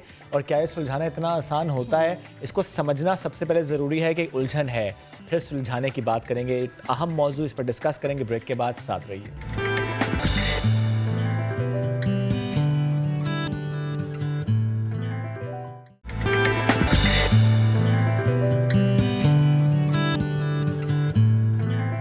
Welcome back. और जनाब आज आपको हम दिखाएंगे कि F-16, फोकर, कार्गो और एयरबस की फ्लाइट्स एक साथ, इतनी सारी चीजें एक साथ। जी हाँ, कराची में एक जगह है जहां ये तमाम तैयारे हर थोड़ी देर के बाद टेक ऑफ और लैंडिंग और करतब दिखाते हैं। मेरे एंकर, हमारे एंकर, पूरे पाकिस्तान के एंकर श्रेय मेरे साथ बैठे हुए हैं, वो वहां पर गए, जहाज भी उड़ाया। अच्छा कि मुझे लेके गए, क्योंकि मुझे लेके जाते तो कुछ ना कुछ गड़बड़ हो जाती थी। श्रेय दिखा देते हैं फिर हम। चले जी, देखिए हम इस वक्त मौजूद हैं कराची के एक ऐसे रेडियो कंट्रोल फ्लाइंग क्लब में जहां पर बैटरी से चलने वाला जहाज भी है, जहां पर पेट्रोल से चलने वाला जहाज भी है और यहां पर टरबाइन इंजन लगे जहाज भी मौजूद हैं। ये वो क्लब है जहां कराची में कम उम्र तरीन लड़के भी आते हैं, जहाज उड़ाना सीखते हैं और करतब दिखाते हैं। ये वो जगह है जहां वो भी आता है जिसका बचपन में ख्वाब था कि वो बड़े होकर पायलट बनेगा, किसी वजह से नहीं बन सका, तो यहाँ आकर इस शौक को पूरा करता है। और यहाँ बुजुर्ग पायलट भी हैं और क्या ज़बरदस्त यहाँ का माहौल है। एक से बढ़कर एक यहाँ पर जहाज़ का मॉडल मौजूद है। जहाज़ कैसे यहाँ पर उड़ रहे हैं वो भी आपको दिखाएंगे और जो उनको उड़ा रहे हैं यानी कंट्रोल कर रहे हैं उनसे भी आपकी मुलाकात कराएंगे।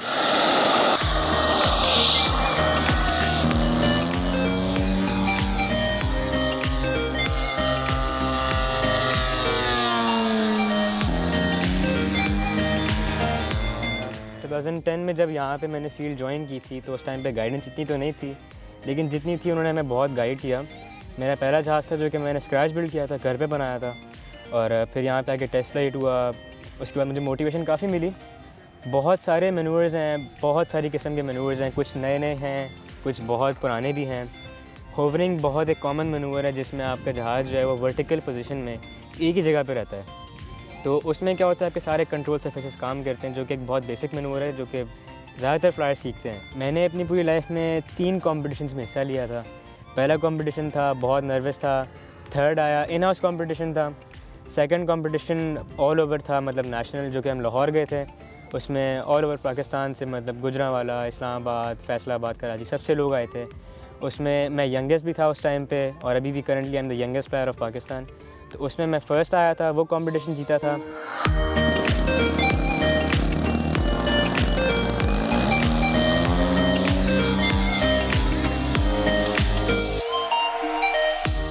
किसी के लिए यह जगह बिल्कुल ऐसे जैसे हो जन्नत का टुकड़ा, क्योंकि यहाँ पर ख्वाहिशात पूरी होती हैं। वो ख्वाहिशात जो बरसों पुरानी हो, वो ख्वाहिशात जो बचपन में हो, वो ख्वाब जो बचपन में देखा गया हो, किसी वजह से पूरा ना हुआ, वो ख्वाहिशात यहाँ पर पूरी हो रही हैं। मैं जिनकी बात कर रहा हूँ उनका नाम है Zuhaib Mushtaq. He was a banker, now he is an educationist. लेकिन जो बचपन में ख्वाहिश थी कि पायलट बनना है, जो बचपन में ख्वाहिश थी कि जहाज़ उड़ाना है, यहाँ पर आके ये ख्वाहिश पूरी करते हैं। ज़ुहैब अस्सलाम वालेकुम, कैसे हैं आप? ज़बरदस्त। सबसे महंगा जहाज़ इस वक्त इस क्लब में मेरा ख्याल है आपका है। बेशक वो इसलिए क्योंकि ये जो टेक्नोलॉजी इसमें लगी हुई है, ये टेक्नोलॉजी महंगी आती है। ओके। और उसकी वजह से जो उसकी स्पीड्स होती हैं, बाकी चीज़ें एरोडायनामिक्स हैं, उसकी वजह से ये चीज़ थोड़ी सी एक्सपेंसिव पड़ती है हमें। कोशिश करो समझने की इसको। बिल्कुल जी, समझ के आपको मैं समझाता हूँ। This is the basic airframe of the plane. This is a model called Odyssey jet. ठीक है। ये स्पोर्ट्स मॉडल कहलाता है। इसकी स्पोर्ट्स फ्लाइंग होती है, तेज़ फ्लाइंग होती है। अगर हम बात करें तो ये इसकी जो पावर हाउस है, टरबाइन इंजन लगा हुआ है। ओके। टरबाइन इंजन वही इंजन होता है जो आपके बड़े कमर्शियल एयरलाइंस में लगा हुआ होता है। ठीक। वो इंजन यहाँ पे प्लेस होता है पीछे की तरफ, टेल की तरफ। सही है। यहाँ पे सारा जो कंपार्टमेंट है, यहाँ पे इसके जितने भी इलेक्ट्रॉनिक्स हैं, जिसमें इसमें कंट्रोल सिस्टम है, इसके रीट्रैक कंट्रोलर्स है, इसका ECU जो कि कह सकते हैं आपके इंजन का ब्रेन, वो यहाँ लगा हुआ होता है। क्योंकि ये इंजन ये ECU जो है पूरा इंजन को कंट्रोल कर रहा होता है। ठीक। और हमें उसका डेटा आ रहा होता है और हम उसको फ्लाई कर रहे होते हैं। ओके। और इस प्लेन के अंदर अगर मैं आपको और डिटेल बताना चाहूँ तो इसमें ये तकरीबन अगर आप अंदाज़ा लगाएं तो ये 250 से लेके 300 किलोमीटर्स पर आवर की स्पीड से ये फ्लाई कर सकता है। घन गरज इसकी यानी कि होगी। बिल्कुल। इनफैक्ट इसकी जो साउंड है that is also identical to the real jet जो कि फ्लाई होता है। जबरदस्त। इसमें जो फ्यूल डलता है वो भी वही फ्यूल होता है। अच्छा, यानी नॉर्मल पेट्रोल नहीं डलता? नो। ओके। क्योंकि जैसे मैंने आपसे जिक्र किया कि ये एक मिनिएचर जहाज है, एक मिनिएचर इंजन, बड़े इंजन का मिनिएचर वर्जन है। ओके। तो सारी टेक्नोलॉजी इसमें वही है जो कि एक बड़े जहाज के बस पायलट अंदर नहीं है, पायलट बाहर है। which makes it more difficult to fly. अच्छा। Exactly. Why is that so?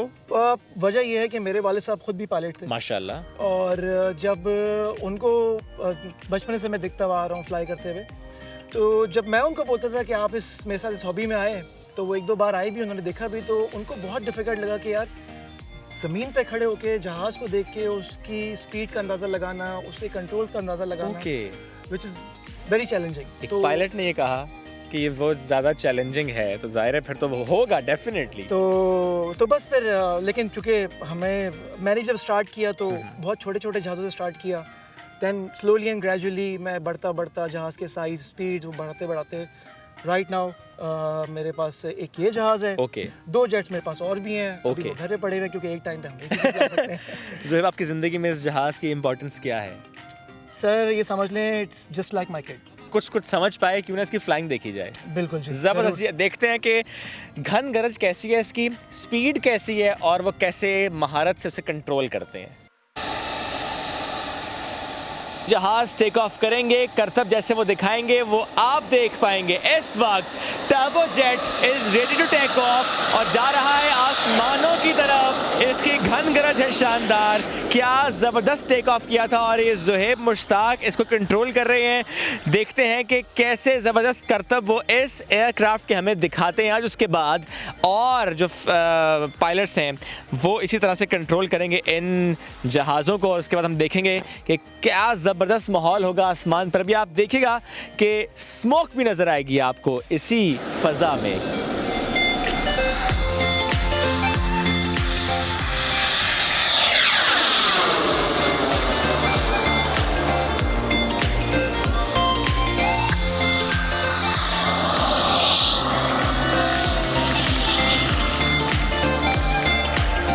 अब आपकी मुलाकात कराएंगे उनसे जो कि बहुत एक्सपीरियंस्ड हैं और बहुत से फील्ड्स में बहुत ज़्यादा एक्सपीरियंस है उनके पास। मोहम्मद ईसा साहब, अस्सलाम वालेकुम सर। वालेकुम अस्सलाम जी। सर, डॉक्टर बने आपने ज़रा मेडिसिन पढ़ी, फिर आप पायलट बने, फाइनेंशियल स्टडीज़ भी आपने कर ली, कुछ छोड़ा नहीं। सबसे ज़्यादा इंटरेस्टिंग क्या था? सारे। If you give me another lifetime, I'll do the same thing again. अच्छा सर, मैं देख रहा था आप यहाँ पे टेस्ट भी ले रहे थे, नहीं जो यहाँ पर आता है, जो सीखता है, उसके बाद आप गो अहेड देंगे, पास करेंगे तो ही वो फ्लाई करेगा। तो ये क्राइटेरिया सख्त रखा हुआ है आपने? नहीं, किसी चीज़ को ना, किसी भी स्पोर्ट्स को या किसी भी डिसिप्लिन को अगर उसको इम्प्लीमेंट करना है तो सबसे पहली चीज़ है डिसिप्लिन।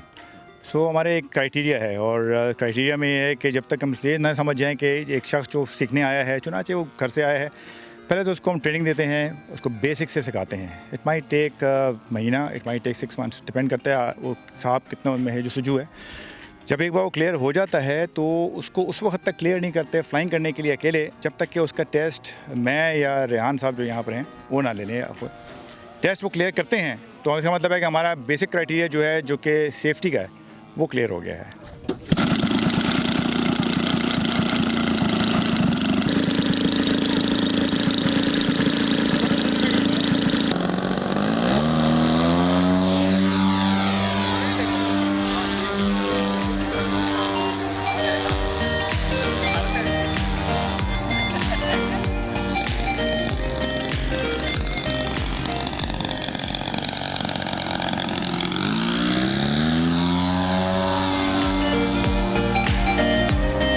मौजूद हैं इस क्लब के हैंगर में, बहुत से जहाज यहाँ पर मौजूद हैं। क्लब के जनरल सेक्रेटरी रेहान साहब साथ मौजूद हैं, उनसे बात करते हैं और ज़रा सवाल करते हैं कि कोई यहाँ पर आ सकता है तो भला कैसे, कितने दिनों में सीख पाएगा और कितनी फ़ीस देनी पड़ेगी, कहीं बहुत महंगा शौक तो नहीं है ये। अस्सलाम वालेकुम रेहान साहब। वालेकुम सलाम। क्या सर, बड़ा अच्छा लगा हमें यहाँ पर आके, थैंक यू वेरी मच कि आपने हमें मौका दिया। थोड़ा सा मुझे बताएं सर कि देखने वालों के लिए, किसी को शौक हो, वो आना चाहे तो प्री रिक्विजिट क्या है? वो एज भी हो सकती है, वो कोई सब्जेक्ट हो सकता है कि आपने पढ़ा हो, फीस भी डेफिनेटली होगी, तो प्लीज़ ये सारा अगर बता सकें। क्लब के अंदर आने के लिए कोई ना किसी किस्म की कोई सब्जेक्ट आपका साइंस होना ज़रूरी है या इस किस्म की कोई चीज़ ज़रूरी नहीं है। असल चीज़ शौक़ है।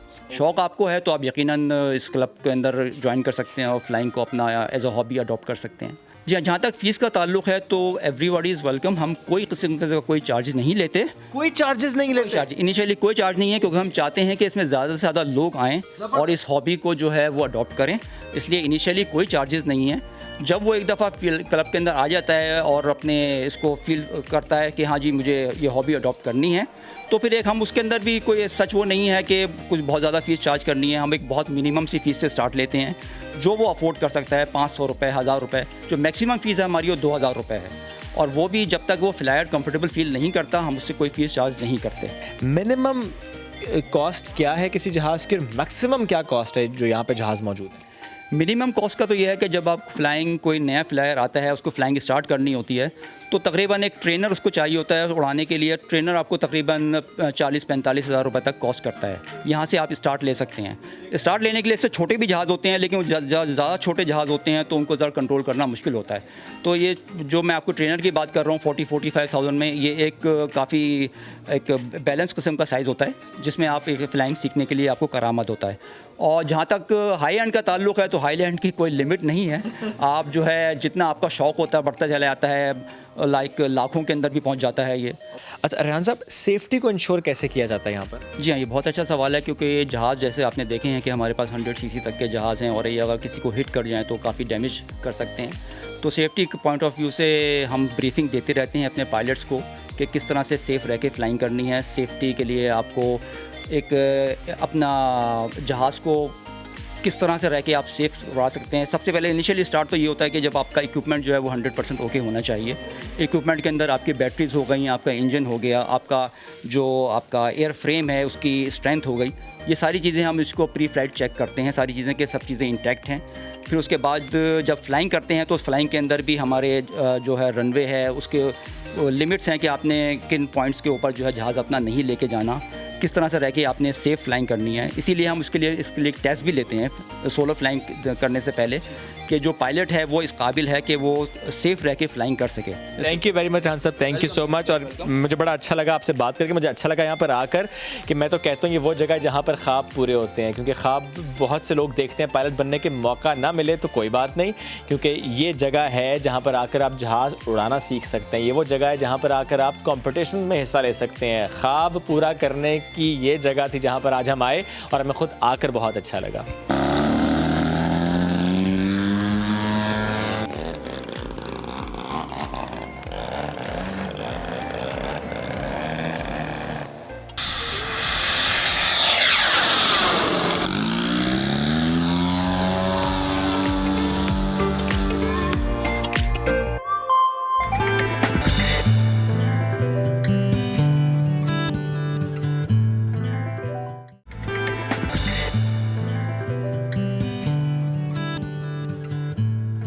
बच्चे से आपकी मुलाकात करानी है। बड़ा ज़बरदस्त सा ये बच्चा है, चौधरी हंजला मकसूद। और मुलाकात आपकी क्यों करानी, बच्चा नहीं है जी, बड़ा हो गया है। लेकिन जब हम ये खबर शेयर कर रहे थे तो हमने सोचा कि बच्चे सीखते हैं बड़ों से। बच्चे सीखते हैं बड़ों से। बच्चे वो करते हैं जब आप उन्हें कहते हैं कि बेटा मैंने अमलन ये किया है तो अब आपने भी करना है, तो फिर बच्चे कहते हैं जब बड़ा ये कर सकता है तो फिर मैं क्यों नहीं कर सकता। बिल्कुल सही बात है। पाकिस्तान में माइक्रोसॉफ्ट और हायर एजुकेशन कमीशन के इश्तराक से दुनिया के मारूफ student technology competition Microsoft Imagine Cup का इनेकाद होने जा रहा है।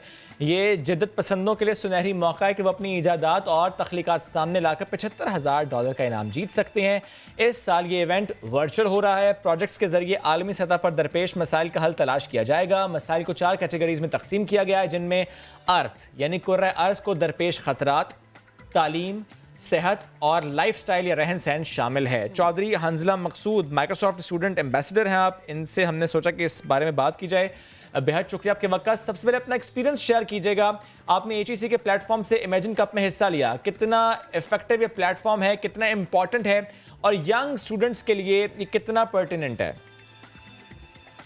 जी बिल्कुल, last year I have participated for the first time in the imagine cup. और ये हायर एजुकेशन कमीशन का एक बहुत बड़ा और अच्छा इनिशिएटिव है कि वो माइक्रोसॉफ्ट के साथ कोलैबोरेट करके एक global technical imagine cup competition Pakistan में इसको परस्यू करते हैं।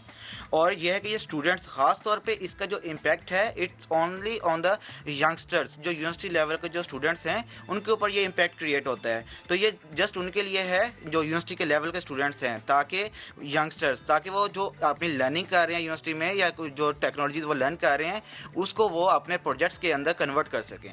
अच्छा, मुझे ये बताएं कि इस आलमी मुकाबले में प्रोजेक्ट्स जमा कराने का तरीक़ाकार क्या है? जी, इसमें it is just simple as you create an email, just you go for register for the Imagine Cup on imagincup.com/Pakistan। इस URL को आप रीच आउट करते हो और आप अपने ईमेल के थ्रू इसको लॉगिन करके और अपना अकाउंट बनाते हो और अपनी प्रोजेक्ट की सबमिशन, उसकी डिटेल्स वगैरह आप उसके अंदर एंटर करते हो और यह है कि आप इसको परस्यू कर देते हो। और इसके साथ साथ एक दो चीज़ें इसमें इंपॉर्टेंट हैं इस दफ़ा, जिसमें आपने इसमें लर्निंग चैलेंज भी कंप्लीट करना होता है कि लाइक जो आपने लर्न चैलेंज कंप्लीट किया हुआ है माइक्रोसॉफ्ट लर्न के ऊपर जाते हो और उधर से आप लर्निंग चैलेंज कंप्लीट करते हो। लाइक कोई भी वहाँ से आप लर्निंग मॉड्यूल पिकअप करते हो जो आपकी टेक्नोलॉजीज़ के रिलेटेड है, जो सा आपका प्रोजेक्ट है उसके रिलेटेड है। If it is related to earth, if it is related to lifestyle, if it is related to health, तो आप उसको प्रोजेक्ट को उसके रिलेटेड जो भी मॉड्यूल होता है उसको आप पिकअप करते हो वहाँ से और उसके रिलेटेड मॉड्यूल कंप्लीट करते हो। इट मीन कि जो सी आपने टेक्नोलॉजीज़ यूज़ की हुई है अपने प्रोजेक्ट में उसको एक तरह से वो रिफ्रेश कर देता है। तो आपकी एक उधर से लर्निंग भी हो जाती है और आप उसको अपने प्रोजेक्ट के अंदर यूज़ करते हो। तो वो जो आपकी लर्निंग का एक मॉड्यूल आपके पास कंप्लीट हो जाता है आपकी माइक्रोसॉफ्ट लर्न पे, उसका लिंक आप वहाँ पे पेस्ट करते हो और अपने प्रोजेक्ट की डिटेल देते हो। That is it and then you will go for regional. अच्छा हंजला, क्योंकि बहुत टैलेंटेड बच्चे हैं पाकिस्तान में और बहुत से प्रोजेक्ट्स पर काम कर रहे होते हैं, लेकिन जाहिर है वो सब इस कंपटीशन का हिस्सा नहीं बन पाते। अगर हम पास्ट की बात कर लें, ऐसे कॉम्पिटिशन्स में जब प्रोजेक्ट्स जमा कराते थे स्टूडेंट्स, तो ऐसी कौन सी छोटी छोटी गलतियां करते थे जिसकी वजह से वो आगे बढ़ नहीं पाते थे? और इस बार आप सजेस्ट कर सकते हो उन्हें कि अच्छा इन गलतियों पर कंट्रोल कीजिए, खास ख्याल रखिए, तो फिर आप आगे बढ़ पाएंगे इस कंपटीशन में। जी, ये बहुत अच्छा क्वेश्चन है। एक्चुअली लास्ट टाइम पे या जितने भी जिनका फर्स्ट टाइम पे होता है उनको कुछ चीज़ों का आइडिया नहीं होता, क्योंकि last year I have also participated in this competition. और बाकी स्टूडेंट्स भी जो फर्स्ट टाइम पे पार्टिसिपेट करते हैं उनको इस चीज़ का खास तौर पे ख्याल रखना चाहिए कि वो अपने आइडिया को ज़्यादा से ज़्यादा फर्निश करें। लाइक ठीक है, project is also on the side, क्योंकि हम जो टेक्नोलॉजी यूज़ की है उसके ऊपर हम प्रोजेक्ट तो कर लेंगे, लेकिन उस आइडिया जो उनका आइडिया है उसको ज़्यादा से अच्छा पॉलिश करें, क्योंकि जितना उसके ऊपर वो टाइम अपने आइडिया को पॉलिश करने में लगाएंगे उतना ही वो यूज़फुल होगा। उसके ऊपर ये खास ख्याल रखें कि जो आपका प्रोजेक्ट आइडिया है वो डेली लाइफ के अंदर यूजफुल कैसे हो सकता है, उस प्रोजेक्ट का जो आइडियाज का क्या यूज है डेली लाइफ के अंदर। तो उस चीज़ के रिलेटेड आपको खास तौर पे ख्याल रखना चाहिए कि आप उसके ऊपर मेन इंपैक्ट रखें कि उसका अपने आइडिया को कि उसको पिचिंग करते वक्त आप उसके अंदर डिटेल्स बताएं कि ये हमारा आइडिया इस तरह से यूजफुल है, डेली लाइफ में इसका ये फ़ायदे हैं। उसको जितना आप इम्पैक्ट अच्छा बनाओगे दैट वुड बी ग्रेट। अच्छा हंजला, एक और बात मुझे बताएं, रजिस्ट्रेशन के बाद प्रोजेक्ट जमा कराने से पहले माइक्रोसॉफ्ट लर्न चैलेंज आपको मुकम्मल करना इंतहाई ज़रूरी इसमें करार दिया गया है। इसका क्या रीज़न है, इससे क्या फ़ायदा होगा, ये क्यों ज़रूरी है? ये लर्निंग चैलेंज कंप्लीट इस तरह से है कि आप रजिस्टर करते हो, लेकिन आपको लेट्स सपोज कोई भी टेक्नोलॉजी जो आप उसके अंदर यूज़ कर रहे हो, तो आपको ठीक है आपने पहले सीखा हुआ है, लेकिन इट इज़ द थिंग जहाँ पे आप अपने जो आपने सीखा है उसको रिफ़्रेश कर सकते हो। जब वहाँ पे आप रिफ़्रेश कर लेते हो अपनी टेक्नोलॉजी को, तो वो एक लर्निंग मॉड्यूल, एक रिसोर्स मटेरियल्स होते हैं, तो वहाँ से आपको एक आइडिया हो जाता है कि किस तरह से उस टेक्नोलॉजी को रिफ़्रेश, जो भी उसके अंदर चीज़ें इम्पैक्टेड थी, फैक्टर्स हैं उसके अंदर, लिमिटेशंस हैं, आप उसको रिफ़्रेश हो जाती हैं और आप अपने प्रोजेक्ट के अंदर यूज़ कर लेते हो। तो इसलिए आपकी जो नॉलेज है उसको रिफ़्रेश करने के लिए ये लर्निंग चैलेंज ख़ास तौर पे होता है। या किसी ने अगर नहीं सीखी हुई कोई टेक्नोलॉजी, तो वो यहाँ पे आके इस मॉड्यूल से सीख सकते हैं कि ये चीज़ ऐसे ऐसे इम्प्लीमेंट होती है, तो उसको लिंक आपने फिर वहाँ पे पेस्ट करना होता है। ये जिनके पास पहले नॉलेज है उनके लिए भी यूज़फुल है, जिनके पास नहीं है तो वहाँ से आके सीख सकते हैं, सीख के तो then they can pursue next for the project. तो वो प्रोजेक्ट की इम्प्लीमेंटेशन के ऊपर उनको खास फ़ायदा होता है इस चीज़। ठीक, बेहद शुक्रिया चौधरी हंजला, साथ मौजूद थे आप इस कंपटीशन हमसे गुफ्तगू कर रहे थे। आगे बढ़ते हैं। गाड़ी ख़राब हो जाए या बाइक ख़राब हो जाए तो हम जाते हैं मैकेनिक के पास। मोबाइल फ़ोन ख़राब हो जाए, लैपटॉप ख़राब हो जाए तो हम किसी दुकान के वाले के पास जाते हैं और जाके उससे पूछते हैं कि कैसे ये ठीक हो सकता है, रिपेयरिंग शॉप पर हम जाते हैं। तबीयत बिगड़ जाए, नासाज हो तो हम जाते हैं हॉस्पिटल, हम डॉक्टर के पास जाते हैं। लेकिन आज हम जिस मसले की बात कर रहे हैं वो है ज़हनी परेशानी। जब हम ज़हनी परेशानी का शिकार होते हैं तो उस वक्त किसके पास जाना चाहिए? पहले तो ये बहुत ज़रूरी होता है उसको अंडरस्टैंड करना, इस चीज़ को समझना कि वाकई वो एक ज़हनी परेशानी है, एक ज़हनी उलझन है और इसको हल करना बहुत ज़रूरी है। लेकिन जब हम इसका इदराक हमें हो जाए कि ठीक है देयर इज़ एन इशू और अब हमें इसको हल करना है, तो उसके बाद हमने किसके पास जाना है? साइकोलॉजिस्ट के पास जाना है या कि साइकियाट्रिस्ट के पास जाना है? आज हम इसी अहम मामले पर गुफ्तगू करेंगे, लेकिन एक वीडियो पहले हम आपको दिखाएंगे ताकि हम समझ पाएं इस इशू को और फिर बात करेंगे। अब इस पर बात करना इंतहाई ज़रूरी है कि जब भी कुछ मसला होता है तो जो शख्स उस मसले का हल निकालता है आप उसके पास चले जाते हैं, लेकिन जब ऐसी गंभीर सूरत हाल है तो आपको क्या करना चाहिए? क्लिनिकल साइकोलॉजिस्ट शर्मीन खान ने हमें ज्वाइन किया है, उनसे जानेंगे कि आखिर इसका हल क्या है। साइकोलॉजिस्ट और साइकेट्रिस्ट के तरीक़ा इलाज से मुतालिक प्लीज़ शर्मीन मुझे गाइड कीजिएगा कि दोनों का अलग अलग तरीक़ा कार है। आप किसी उलझन या परेशानी का शिकार हैं तो दोनों का तरीक़ा कार या इलाज का तरीका क्या होता है? सबसे पहले जो तरीका इलाज होता है, अगर आप साइकाइट्रिस्ट के पास जाते हैं तो साइकाइट्रिस्ट आपको परेशानी, उदासी या जो भी चीज़ है जिसके अंदर आप मुब्तला हैं उसके लिए दवाई देते हैं और उस दवाई से आपको वक्ती तौर पे सुकून मिल सकता है और वो चीज़ें निमटने में आपको आसानी पैदा करता है। मगर जहाँ रही बात साइकोलॉजिस्ट की, साइकोलॉजिस्ट आपकी सोच का इलाज करता है, बातें करके और आपसे अपनी परेशानी का इजहार करा। क्योंकि जैसे वीडियो में भी था कि अगर कोई जैसे जिस्म में मसला है तो आप डॉक्टर के पास जाते हैं, उसी तरह अगर परेशानी तो सोचों की वजह से होती है और अगर सोचों में टेंशन है तो फिर बात करके उसका इलाज बेहतर होता है। ठीक, अच्छा, एक बड़ा मसला इस वक्त पाकिस्तान में या फॉर दैट मैटर पूरी दुनिया में वो ज़ाहिर है इशू ये है कि वो जो फाइनेंशियल बर्डन की वजह से स्ट्रेस है, स्पेशली घर के उस फर्द पे जो कि घर चला रहा है, ये वाला स्ट्रेस है जिसकी वजह से उसकी ज़िंदगी मुतासिर हो रही है, उसके पर्सनल रिलेशंस मुतासिर हो रहे हैं, उसका घर तबाह होने के करीब समटाइम्स चला जाता है। वो शख्स इस मामले से निमटने के लिए क्या करे? साइकियाट्रिस्ट के पास जाए या साइकोलॉजिस्ट के पास जाए? सबसे पहले साइकोलॉजिस्ट के पास जाए, अपनी बातों का इजहार करे, क्योंकि परेशानी आपको भी होती है, मुझे भी होती है, सबको होती है। परेशानी की जो हद होती है ना, वो एक प्रोफेशनल साइकोलॉजिस्ट या साइकाइट्रिस्ट जिसके पास भी आप पहले जाना चाहें, वो पहले आपका एक वो करते हैं एनालिसिस और उस एनालिसिस की बेसिस पे फर्स्ट लाइन जो होती है वो साइकोलॉजिस्ट भी बातों से वो कर सकते हैं इलाज, और अगर वो काफ़ी ना हो और अगर परेशानी उससे भी ज़्यादा हो गहरी तो फिर साइकाइट्रिस्ट दवाई भी दे सकते हैं। साइकोलॉजिस्ट जिस तरीके से गुफ्तगू करते करते इलाज कर रहे होते हैं उस शख्स का, क्या उस शख्स को ये वाकई मालूम होता है कि मेरा इलाज चल रहा है? क्योंकि ये हम नॉर्मली सुनते हैं कि साइकोलॉजिस्ट जनरल गपशप में इलाज कर देते हैं, ऐसा होता है? मैं पता नहीं, ये तो शर्मीन बताएंगे। जनरल गपशप के अंदर भी एक स्ट्रक्चर होती है और उस स्ट्रक्चर के अंदर ही ऐसे सवाल होते हैं जिसके अंदर उस इंसान को खुद पता चल जाता है कि क्या हो रहा है। उन्हें एक नया जाविया दिया जाता है समझने के लिए कि उनकी जिंदगी के मसाइल और किस तरह निपटाए जा सकते हैं। तो कोपिंग मैकेनिज्म्स पे काफ़ी काम होता है। अच्छा शर्मीन, एक और चीज़ बताएगा, कौन कौन सी, देखिए हर इंसान को मुश्किलात का तो सामना रहता है, फिर सोच ये आती है कि कौन कौन सी मुश्किलात है जिसमें आपने साइकोलॉजिस्ट के पास जाना है, साइकेट्रिस्ट के पास जाना है, क्योंकि जाहिर सी बात है दोनों का तरीका इलाज मुख्तलिफ है। तो आप किस तरह की परेशानी में मुब्तला है कि आप साइकोलॉजिस्ट से के पास जाएं, उनसे कंसर्न करें? कोई भी ऐसा मसला जो आपको लगे कि एक हद पार कर रहा है या आपके काम को या आपकी ज़ाती ज़िंदगी को किसी तरह से मुतासिर कर रहा है,